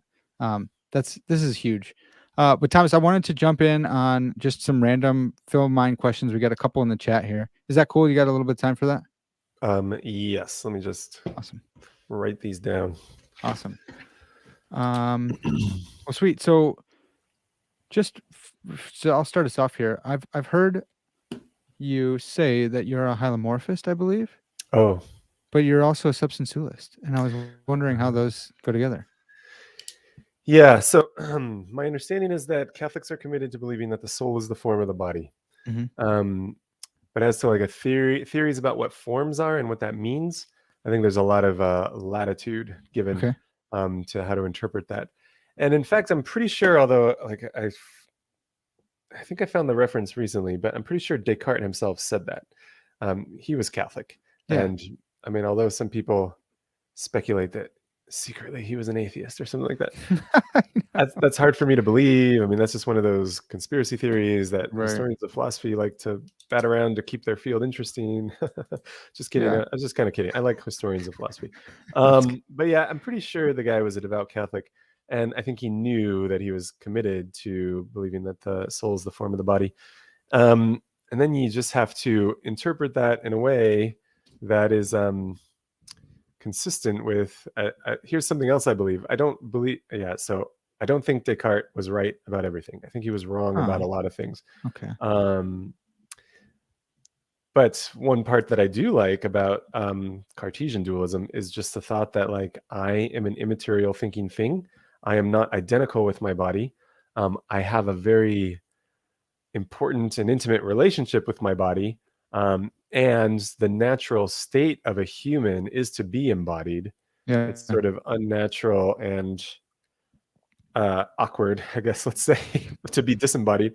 And God is going to have to like feed me phantasms, as Aquinas would say. He's going to have to give me visual experiences for my mind to work on if I'm disembodied, because I'm not going to have any like sense organs to use. Yeah. So yeah, it's going to be kind of awkward and uncomfortable and unnatural for me to be disembodied. So contrary to, Plato, speaking through Socrates, the body is not a prison. The physical world is not evil.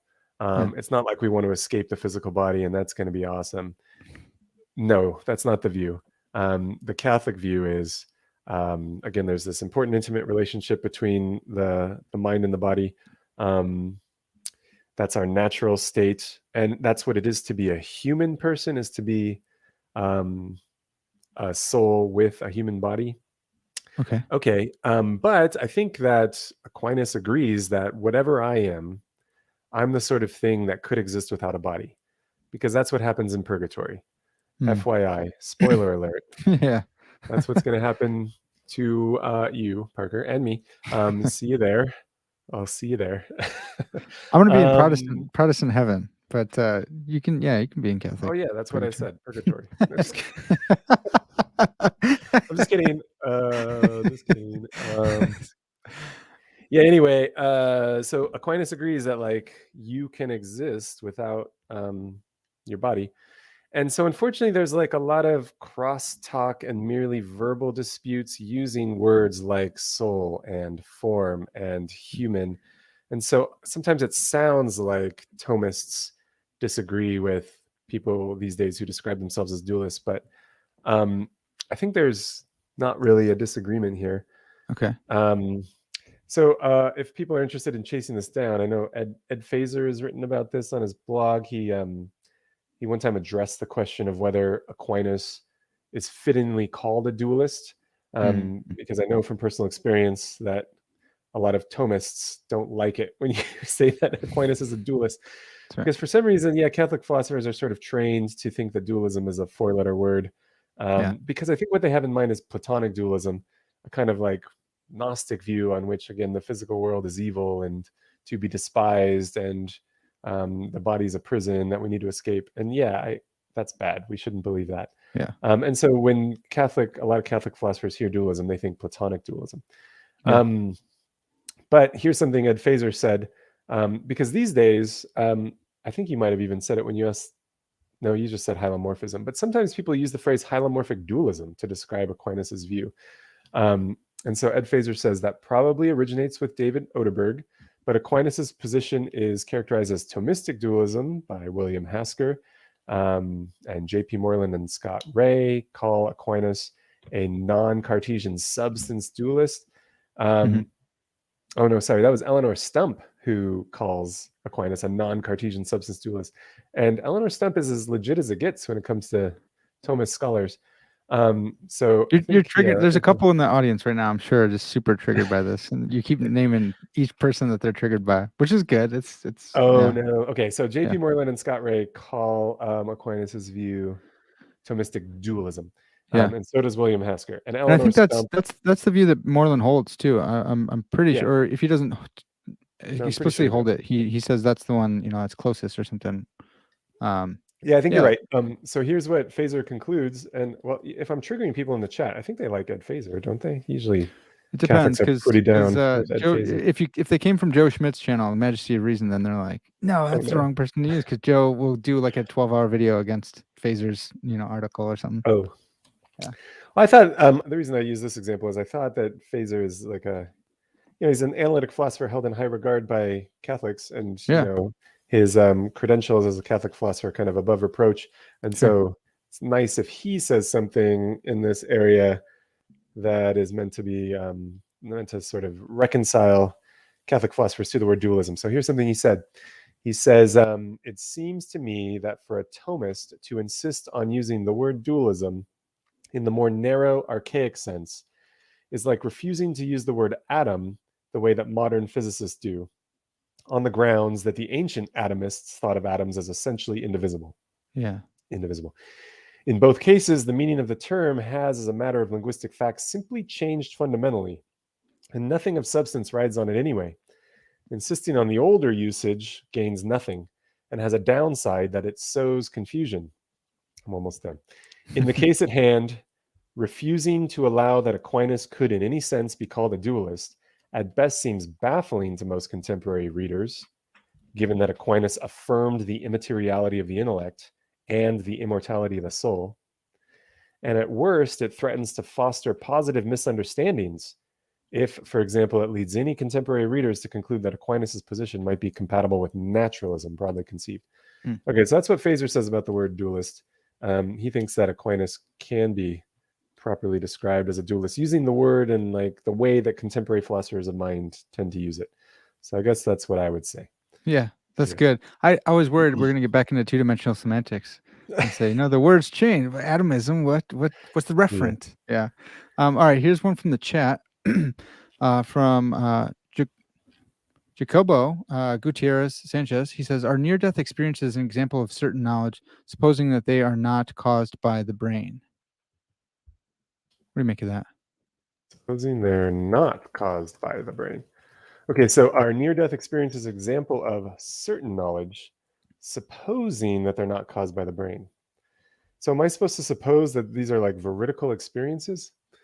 So it really is happening. Somebody really does leave their body. Yeah, sometimes you'll hear people. JP Mullen's been working on this a lot actually lately too. But someone will have some kind of knowledge that they couldn't have unless they were like floating above their body in an operation room, or they see some kind of. I think every operation room needs to have a spot above, like close to the ceiling, that has a note card that says something. Like they all should do that. Secret code, yeah. Yeah, right. That'd be great. But yeah, so in something like that case. Okay, so we're supposing that it really happened and this wasn't just like a hallucination or anything like that. So suppose somebody really did leave their body. And then the question is, would this be an example of certain knowledge? So I guess I wonder, what does the person come to know? Do they come to know that like, oh, the surgeon is wearing red shoes or something like that? Is that they just observe something in the room? And then I'm wondering, and then I'm asked, is that an example of certain knowledge?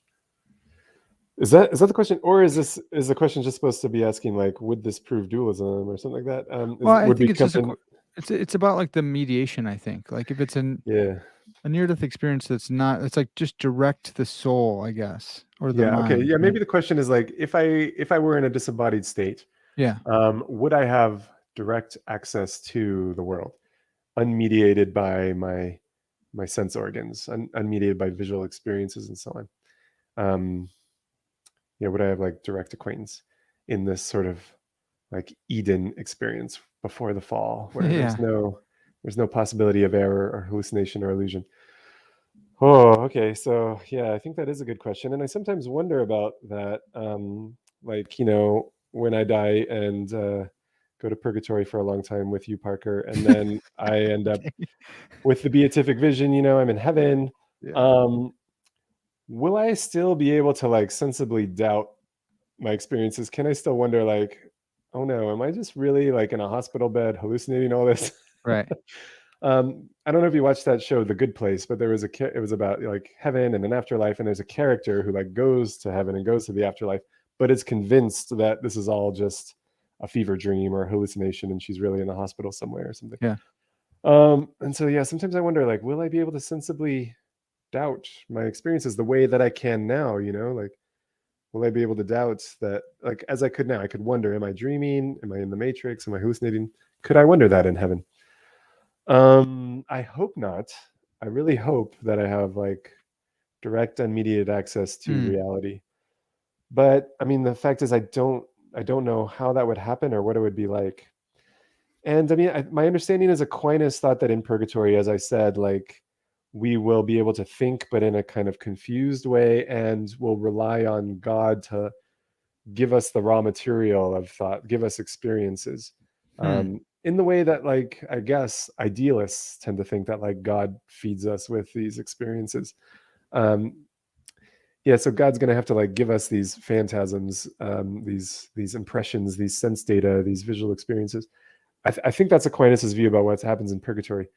But if that's if that's the case, then I'm still relying on representations. I guess it's good that like it's coming from God, and God's not going to mess with me. Yeah. But it's going to be possible. I'm still going to be relying on reports. It's going to be coming from a good source, but I'm still going to be relying on these reports.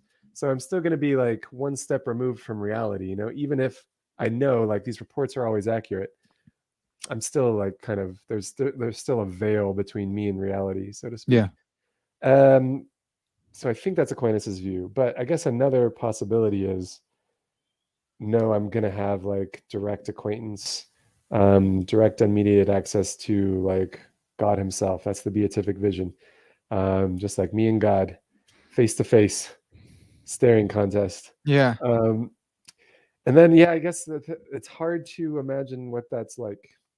But that's different from saying like I can see that it's not possible. I can't see how it's possible, and I can't see what it would be like. But I can't see that it's impossible. So all the Eastern Orthodox folks are saying, this is why theosis is important because, in order to have that same certainty, you'd have to like be God in order to not have mediation between you and God. Be very much like God, be a small g God. I'm not actually going to be God, and I hope your Eastern Right. Orthodox friends don't think they're actually going to be God. Going to be godly, going to Yeah. be divine-ish, Yeah. but I'm not going to be the Trinity. That's And good. neither are you, That's and good. neither are your Eastern Orthodox friends.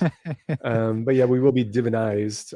We will be perfected and made holy. Yes. Yeah. But how would that Divinized help? but not deified. Well, I don't know. I guess it depends on what they mean by deified. We'll become very much like God as our limited natures allow. Okay. But we won't literally be numerically identical with God. Okay. So And we what's won't the even be reference here? qualitatively identical with God. That's good. Amen. Yeah. Yeah. All right. So I got a couple more for you. Okay, this is on the thumbnail, so I have to ask it. But man, is my soul gendered? Like, will I be a man or a male or both in the disembodied, uh, Yeah. intermediate state? Well, I'm glad you asked this. Yeah, because if there's only one thing I could say about gender, if we just had like time for one thing, here's what I'd want to say. If the question was, is my soul gendered? What I would say is it depends on what gender means. And this is what everybody should say if asked the question about gender. Yeah. It depends on what gender means. Um, so yeah, if I had time to communicate only one bit of information about contemporary gender debates, that's it. It's that the word gender is multiply ambiguous. Yeah. And so therefore you should avoid it. It's even worse than words like emergence and intuition and We're learning so conceivability. much here. Yeah. It's much worse. Okay. And if it can't be avoided, it should at least be carefully defined. Yeah. Sometimes it's used to just be like a polite synonym for sex instead of asking people a question that requires saying the word sex, which is sort of Right. shocking to some people. We just say like gender, which is kind of a nice way of asking the same question. Yeah. So sometimes the word gender is just a synonym for biological sex. Sometimes it's used, and this was like when John Money and Robert Stoller borrowed it from like grammar and started applying it to the human experience. In grammar, when you study other languages, you learn that like in some languages, nouns have a gender, which means Mhm. they come in like a few forms, maybe feminine and masculine, or maybe there's more options. Like in German, there's a third option, neuter. Oh yeah. But gender is like a grammatical category, and it's the umbrella term, the genus for feminine and masculine. And so I think these psychologists saw what was the way the word was used in grammar, in linguistics, and said, like, we don't have a word for human. We talk about humans in terms of femininity and masculinity, and that's like the real femininity and masculinity.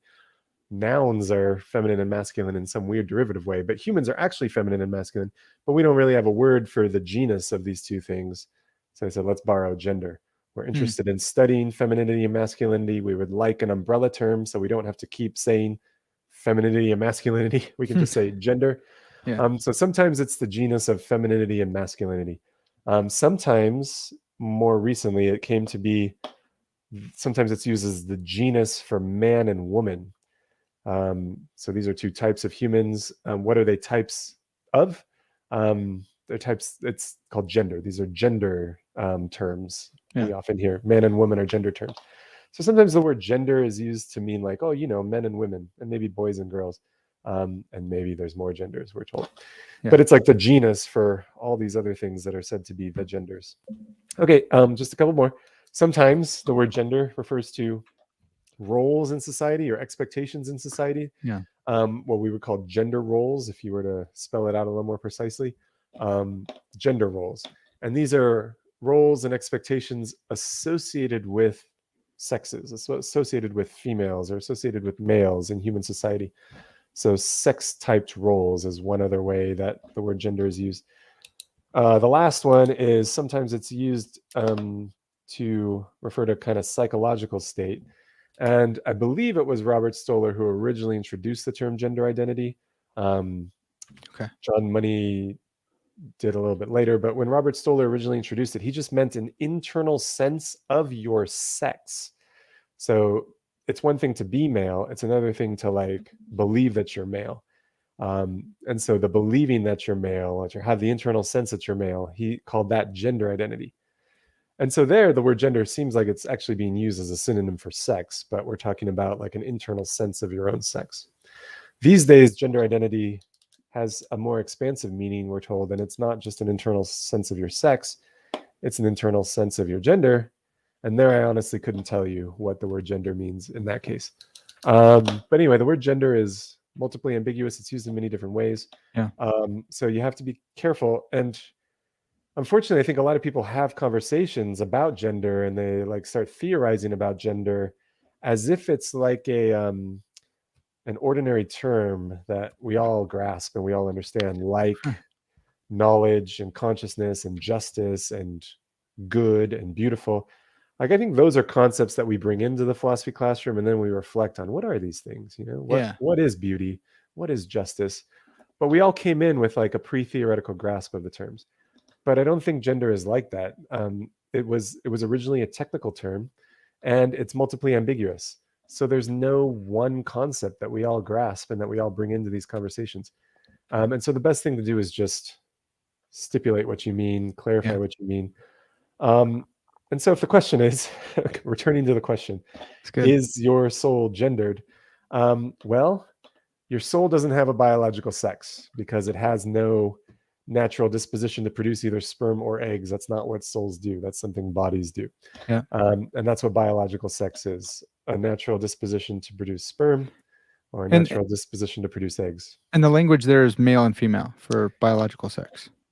Traditionally, yeah. Although these days we're often told like one possibility for a gender identity is male, one possibility for a gender is male. And this is supposed to be something different from biological sex. So traditionally the words male and female were reserved for biological sex, but these days they too have been, they've migrated. But so then to disambiguate, like if your soul is not sexed, so whatever language that you want to use for biological sex does not refer to your soul. Yeah, it's not. So if by gender you meant like a synonym for biological sex, and the question is, are souls gendered? And I guess the answer is no. Okay. If by gender you meant like the genus of man and woman, and by man you mean adult human male, and by woman you mean adult human female, and then the question is, does my soul have a gender? Well, I don't think your soul all by itself is a man or a woman. There are no souls that are men or women, because these concepts, at least as defined by the dictionary traditionally, have a biological component. In order to be a man, you have to be male. You have to be human. And souls all by themselves, just immaterial thinking things, are not male and they're not human. And so they couldn't be man if man means adult human male. So a disembodied soul is not a human soul? I mean, it could, if you said like in purgatory, look at all these human souls. I think what we would mean is like souls that were once embodied in human bodies, souls that are meant to be embodied in human bodies. But I think even Aquinas would agree, like there are no human persons in purgatory, because to be a human person, you got to be a composite of soul and body. Yeah. So this is where the dualism and the hylomorphism, I think, come to loggerheads, because like so I say like I am my soul, and I think you'd agree that, like you are your soul. Well, I certainly don't need a body in order to exist. My body's not essential to me, or not. It's not necessary that I have a body in order to exist. But Right. even Aquinas agrees. But so Yeah. you is the soul the person like you? Is Thomas's the Yeah. person? Is it essentially a soul? So this word "person" is one of those things where we end up having like Thomists and Cartesians, I think, Right. have verbal disputes if they use the word "person." Yeah, yeah. Trying to hoist Um, you on your own petard here. It's like no, because I think Thomists like reserve that word for composite of soul and body. right. That's a person. But sometimes Cartesians or people who have a not totally unfavorable opinion of Descartes tend to think like, well, a person is just a thing that thinks. Right. And there can be angelic persons and divine persons. Um, if you're using person in that sense as just like a thing that thinks, then And yeah, you feels, you because don't people actually do need a that too. body. Yeah. Okay, you can also feel. Okay. Thinking in the broad sense to There include we go. sensations as well. Yeah. Yeah, yeah. Then you don't need a body to do that. Yeah. So, and I guess maybe Thomas could get on board with that because we do kind of reserve the word person in the creeds and church councils for divine persons. So Yeah, and they're not we think that word does properly apply to some things that don't have bodies at all. And I guess I don't know how like a very traditional sort of Thomist would feel about describing angels as persons, angelic persons. right. But yeah, this is one of those words that we should just kind of clarify what we mean. Do we Yeah. just mean a thing that thinks and feels? Then yeah, a disembodied soul could be a person in that sense. Do instead we mean something whose natural condition is such that it's a composite of body and soul? Then no, a disembodied soul couldn't be a person in that sense. Yeah. Well, Did we get a little off track? I was talking about whether souls can be gendered. no, this is good. Okay. And because I'm thinking like if the I refers to your soul, no, I guess it just continues. Like you're really good at saying no. We have to disambiguate, and I'm just trying to ambiguate. Yeah. Can you have a manly soul? When I say like Thomas is manly, Yeah. you got this big Yeah. old beard, you do jujitsu, you're purple belt, like dude, you're a pretty manly guy. Like, All right. am I referring to like the collection, the soul body composite? Yeah, I was so the next possibility I was going to consider was Yeah, maybe by gender we mean like that genus of femininity and masculinity. sure. And there we mean like traits that are typically associated with males and females. So could there be a soul that has these traits that are sort of typically associated with males and females? Well, there I think yeah, the answer is probably yes. Oh, okay. Your soul could be masculine or feminine, and therefore we might use sex tracking pronouns to refer to you in a kind of extended way, even though you don't actually have a biological sex. We could use these pronouns in kind of an extended way, the way that we sometimes use them of ships, the way we use them of God, when we use masculine pronouns for God, even though God does not have a biological sex. Yeah. My understanding is like it's not controversial to say. Well, it's not very controversial to say that traditionally in English pronouns track biological sex. Some people think we should change that. Some people think it is changing organically, but traditionally, historically, if you just look at the way we're apt to describe non-human animals with these pronouns he and she, you'll see that what we seem to be tracking is biological sex. And there are trans-inclusive philosophers who agree. Robin Dembrov and Daniel Wodak agree. That is what pronouns typically do. Yeah. They track biological sex. So what's happening when theists describe God as he, or others describe God as she, use those feminine or masculine pronouns? Well, I think they're using it in a kind of metaphorical sense, an extended way. The way that, in the Psalms, God is described in metaphorical language. I think what's being communicated is, and what God seems to communicate of himself in the Bible is, God is best seen as like a father or a sort of masculine kind of character. Yeah. So masculine pronouns are most appropriate, although again, God does not have a biological sex. Okay, but anyway, a soul I think could be masculinity, and I think, or masculine or feminine, and I think if you existed in a disembodied state and you had a masculine soul, those vestiges of masculinity would be due to habits and character traits that you picked up during your Yeah. life. Yeah, that's good. Um, so I don't, Habituated and such. yeah, so I don't think that souls sort of come as inherently masculine or feminine. It's Oh, probably a result of nature and nurture, biology and socialization. So it could be, as a result of the hormones you're exposed to, but also the way you were socialized, the way you were raised. That's probably what makes people feminine or masculine. And that's then, interesting. yeah, and then these become like habits and character traits and personality traits. And then in a disembodied state, you might still have these character traits. And so guess it would be appropriate to describe the soul as masculine or feminine. Although again, not male or female, not man or woman. And I just want to quickly add that, like on Yeah, the Christian view, you don't stay disembodied forever. right. Our natural state is to be embodied, and eventually in heaven, you'll get a perfected, glorified body with an even more impressive mustache. That'd be And then fantastic. then you'll be a real man, you might Yeah, say. that's right.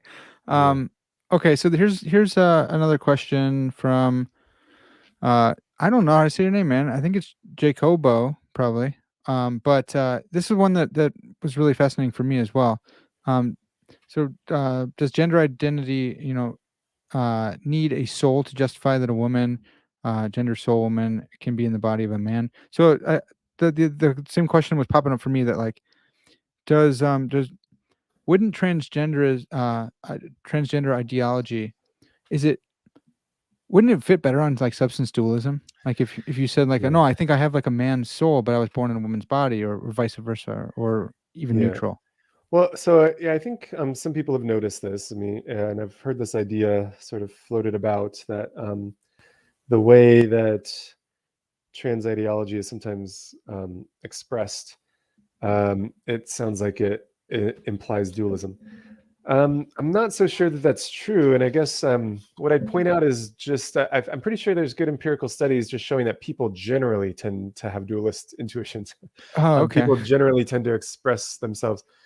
Yeah, I saw some experimental philosophy done where people were Oh just no. asked questions like, "Do people have an immaterial essence that contains their true nature?" or something like that. They ask questions that seem to imply dualism, and the folk are kind of apt to agree. They sign on to some statements that pretty clearly imply dualism.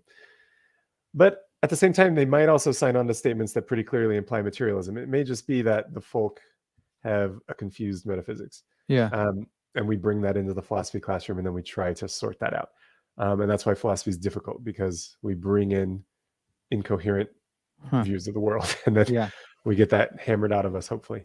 Yeah. And then we end up as consistent physicalists, or we end up as consistent dualists. But anyway, so it could just be that when people are trying to express their experiences or express, yeah, what they're going through, they may say things that sound dualistic, but I think that's just generally true of humans.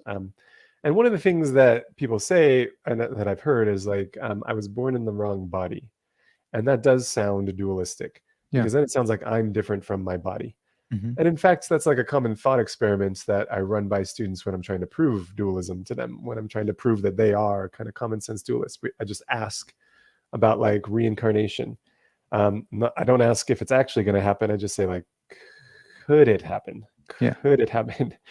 And a lot of people are inclined to say like, well, yeah, it's not like a square circle. It's not totally impossible. It could happen. But if so, then that means I'm not my body, because I could come back and get a new body. So I'm not this body if I could have a different body. And so if you say things like I was born in the wrong body, that does, taken literally, that does imply dualism.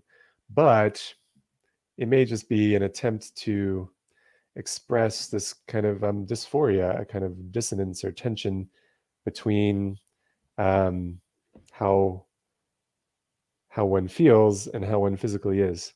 Um, Because yeah, and gender can be disambiguated so much, so it could just be a dissonance between two of those senses, like your yeah, gender identity versus your biological sex and all that stuff. yeah. I think that's why Robert Stoller introduced the term gender identity, because he was Okay. aware that there are some people who believe and feel as though they should be. I mean, at least the patients he studied, I think, would admit like, I'm not biologically male, but I feel like I should be. Right. I feel like that's what I was, and that's how they express it. Like I should be, I was meant to be, or I just have that belief that that's what I am.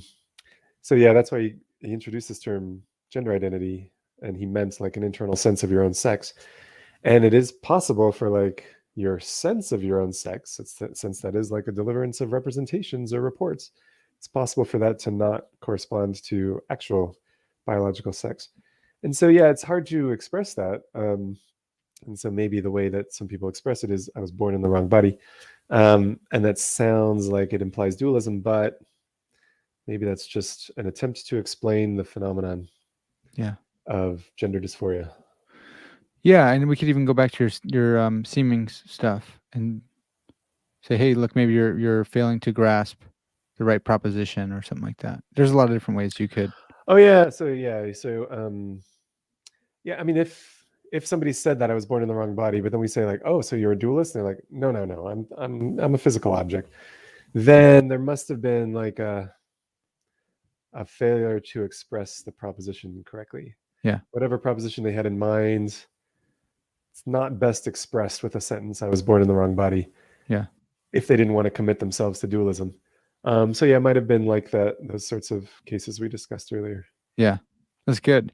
Well, so you mentioned experimental philosophy. So Timothy Williamson was never going to come back on my podcast, and then I talked about gender, so I'm never going to get in a PhD program. Wait, was So, Timothy Williamson was on your podcast? yeah, we talked about philosophy of philosophy. Oh, really? He's a legend. Yeah. And you said he's never going to come back? That something bad happened? I was just joking because Okay. he kind of has beef with experimental philosophers. Yeah. So as a joke, if he ever watches this, Understandably then so. that's for him. Yeah. Well, yeah, I guess I did mention it kind of favorably, but Yeah, man, come on. if you wanted to know my true view on it, like, I think I'm in the Williamson camp, Okay. and there's like this quotation I saved from Richard Moran, I think, which is just legendary, but it's pretty long. I can send it to you later. Yeah. It's like a sarcastic sort of takedown of experimental philosophy. It's awesome. I'll send it to you later. But that's more in line with what I actually believe about experimental philosophy. That's good. Well, and I wanted to stick. There's a couple of gender questions, but I'm not going to get to them because I do still have to apply to PhD programs, and I don't want to be blacklisted for that.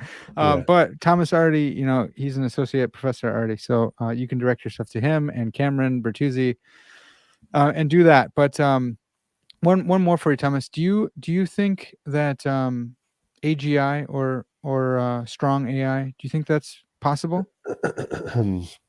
Yeah, so we're talking about like genuine artificial intelligence. Yeah, something it's like to be them. Yeah, is it possible? So I would think that a substance dualist should say yes, and it's just sort of depending on the good pleasure of God. If God wanted to associate a soul with an inorganic, essentially a brain, then yeah, God could do that. Yeah, I mean, we got a story in the Old Testament of like a donkey that was given the ability to like speak intelligently. Apparently God could do that if he wanted to. Jesus says like if the crowd didn't cry out or praise me, then the rocks would cry out or something like that. Maybe that was a bit of hyperbole, but I think that if God wanted to, he could associate a soul with pretty much any physical thing. And yeah, if God wanted to, he could associate a soul with an inorganic brain.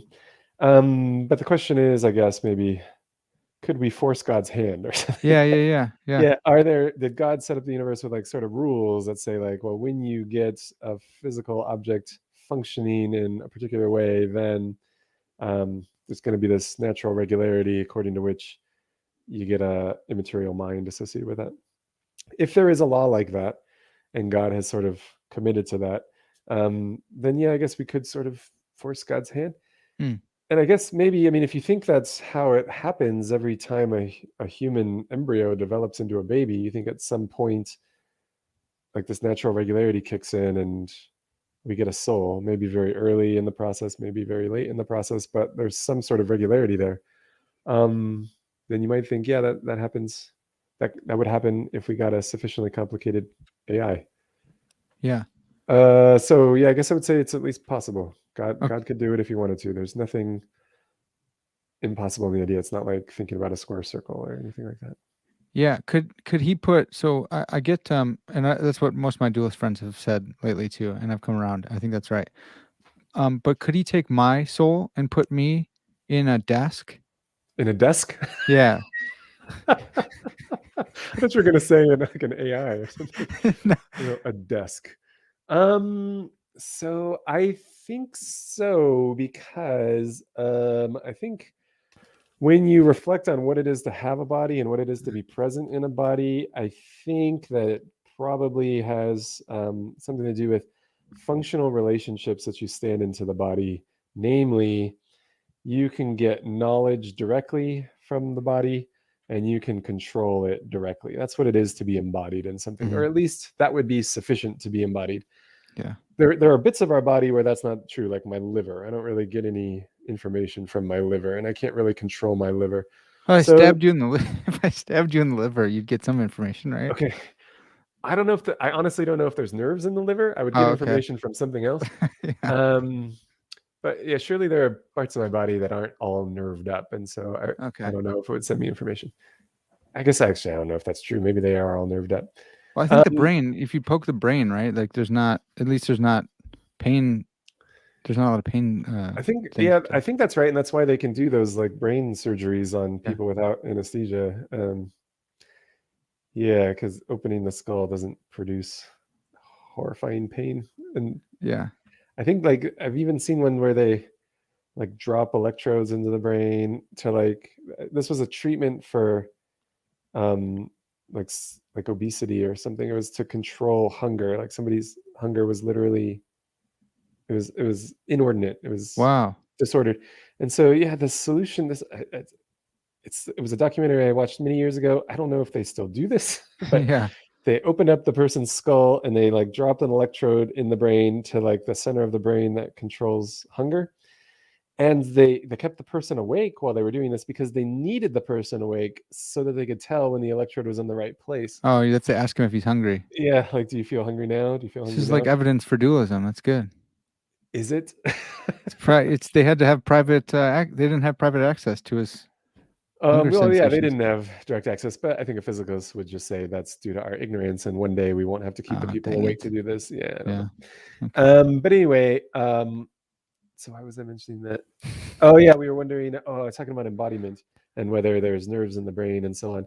Oh yeah. So anyway, and then they leave the electrode in there, and then they like wire it up to something on like the belt, and then when this person felt hungry, you could just push a button. Like, Whoa. yeah, it was weird. Zapping yourself. Yeah, I don't know if they still do that, but it's weird to have like I'm sure they could do it better these days with like Bluetooth, but it was Oh, like for sure. wired up. So you got this wire going into your skull all the time.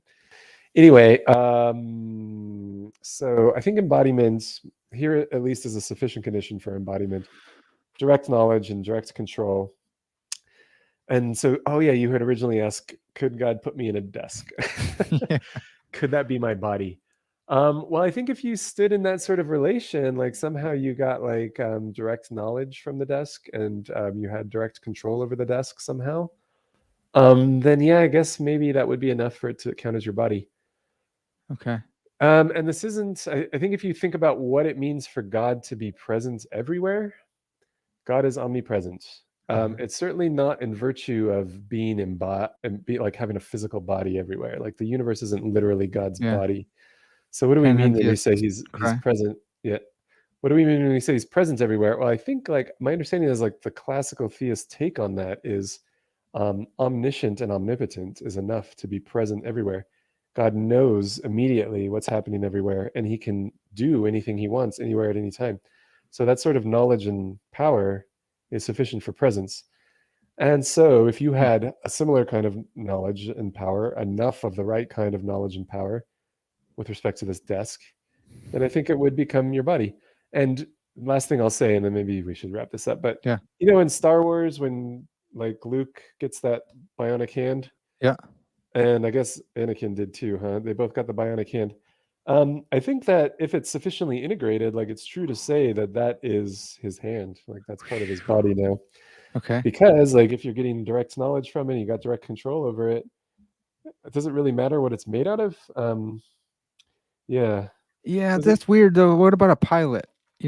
A pilot who in the future has his Neuralink hooked up to the plane and is flying that way. Yeah. Well, I think Does in that your become his case, body? so in the case of like an ordinary driver or an ordinary pilot, it's not direct enough. Although it gets pretty close and we start feeling like the car is an extension of me, and we even start speaking like, hey, you ran right into me, Right. when we mean like the car. So when the integration starts getting like deep enough, we start being inclined to make judgments about presence and say like, yeah, you actually are, you've got this extended mind, like you're extended into the car. Yeah. Ordinarily now with cars as they are now, like I don't think we actually reach genuine extension. But you're asking me about a case where we get like a much deeper kind of integration. So I think that's actually an interesting case. And one of the like, there's only like 2 or 3 papers I've just had to abandon, and they're dead. But one paper that I abandoned was an argument for dualism, from situations like this, situations that are depicted like in that movie Avatar, where Yeah. we've got somebody Yeah. in a little tube, but we wire them up to some remote drone body, but it's like a totally immersive experience. Mm-hmm. And I think it's Jake Sully or whatever the guy's name is. Yeah. Yeah. He has direct knowledge from the body, and he's got direct control over the body. And the experience is just like my experience. Like the way it was depicted in the movie is you get you switch to first person perspective, and then the camera moves to the alien body, and like he looks like this from a first person perspective. And I think what the movie's trying to communicate is he's there, man. Yeah. He's in the Yeah. body. And when I run this by people and I ask them, like, did Jake Sully explore the surface of that planet? They say, yeah, he did. He was on the surface of the planet. And they recognize full well that he's just wired into the body. But it was such deep integration that we're kind of inclined to think like it's not metaphorical to say he was present on the surface of the planet. He was really there. If so, well then, hey, his brain didn't go about the surface of the planet. His body didn't either. So I guess he's not his brain or his body. He's the kind of thing that can move to a different body. So voila, dualism. But yeah, it would be harder with a desk because a desk doesn't have enough complexity to like give you the right sort of representations to easily give you knowledge of the world. Yeah. It doesn't have the right sort of complexity to let you move it. It doesn't have muscles or anything like that. So I guess God would have to do a lot of tinkering to let that work out for you, but I think it's at least possible. Okay. Yeah, that's the short answer. So we got Avatar over Beauty and the Beast so far. Yeah. Right. That's good. Well, awesome, Thomas. This has been so huge, man. Thanks for going down so many rabbit trails with me. I feel like I definitely leveled up on a lot of stuff. Thanks for everyone listening. Thanks for the questions. That's gonna have to do it for now. Thomas, where can people find more of your work if they want to be canceled as well? If you just Google my name, like typically the first result is my website with all my papers. You can also follow me on Twitter, and that's just my name too. If you just search for my name on Twitter, you can find me. Awesome. And then there's also a meme page. Is that allowed to be? Yeah, if you look for Pepperdine Philosophy on Instagram, you can find some meme pages, but I haven't been as active lately. Okay. Yeah. Taylor Sears been stepping up his game lately. Yeah. Awesome. All right. Well, that's going to have to do it, folks. That's enough for tonight. This has been Parker's Pensées. And as always, all glory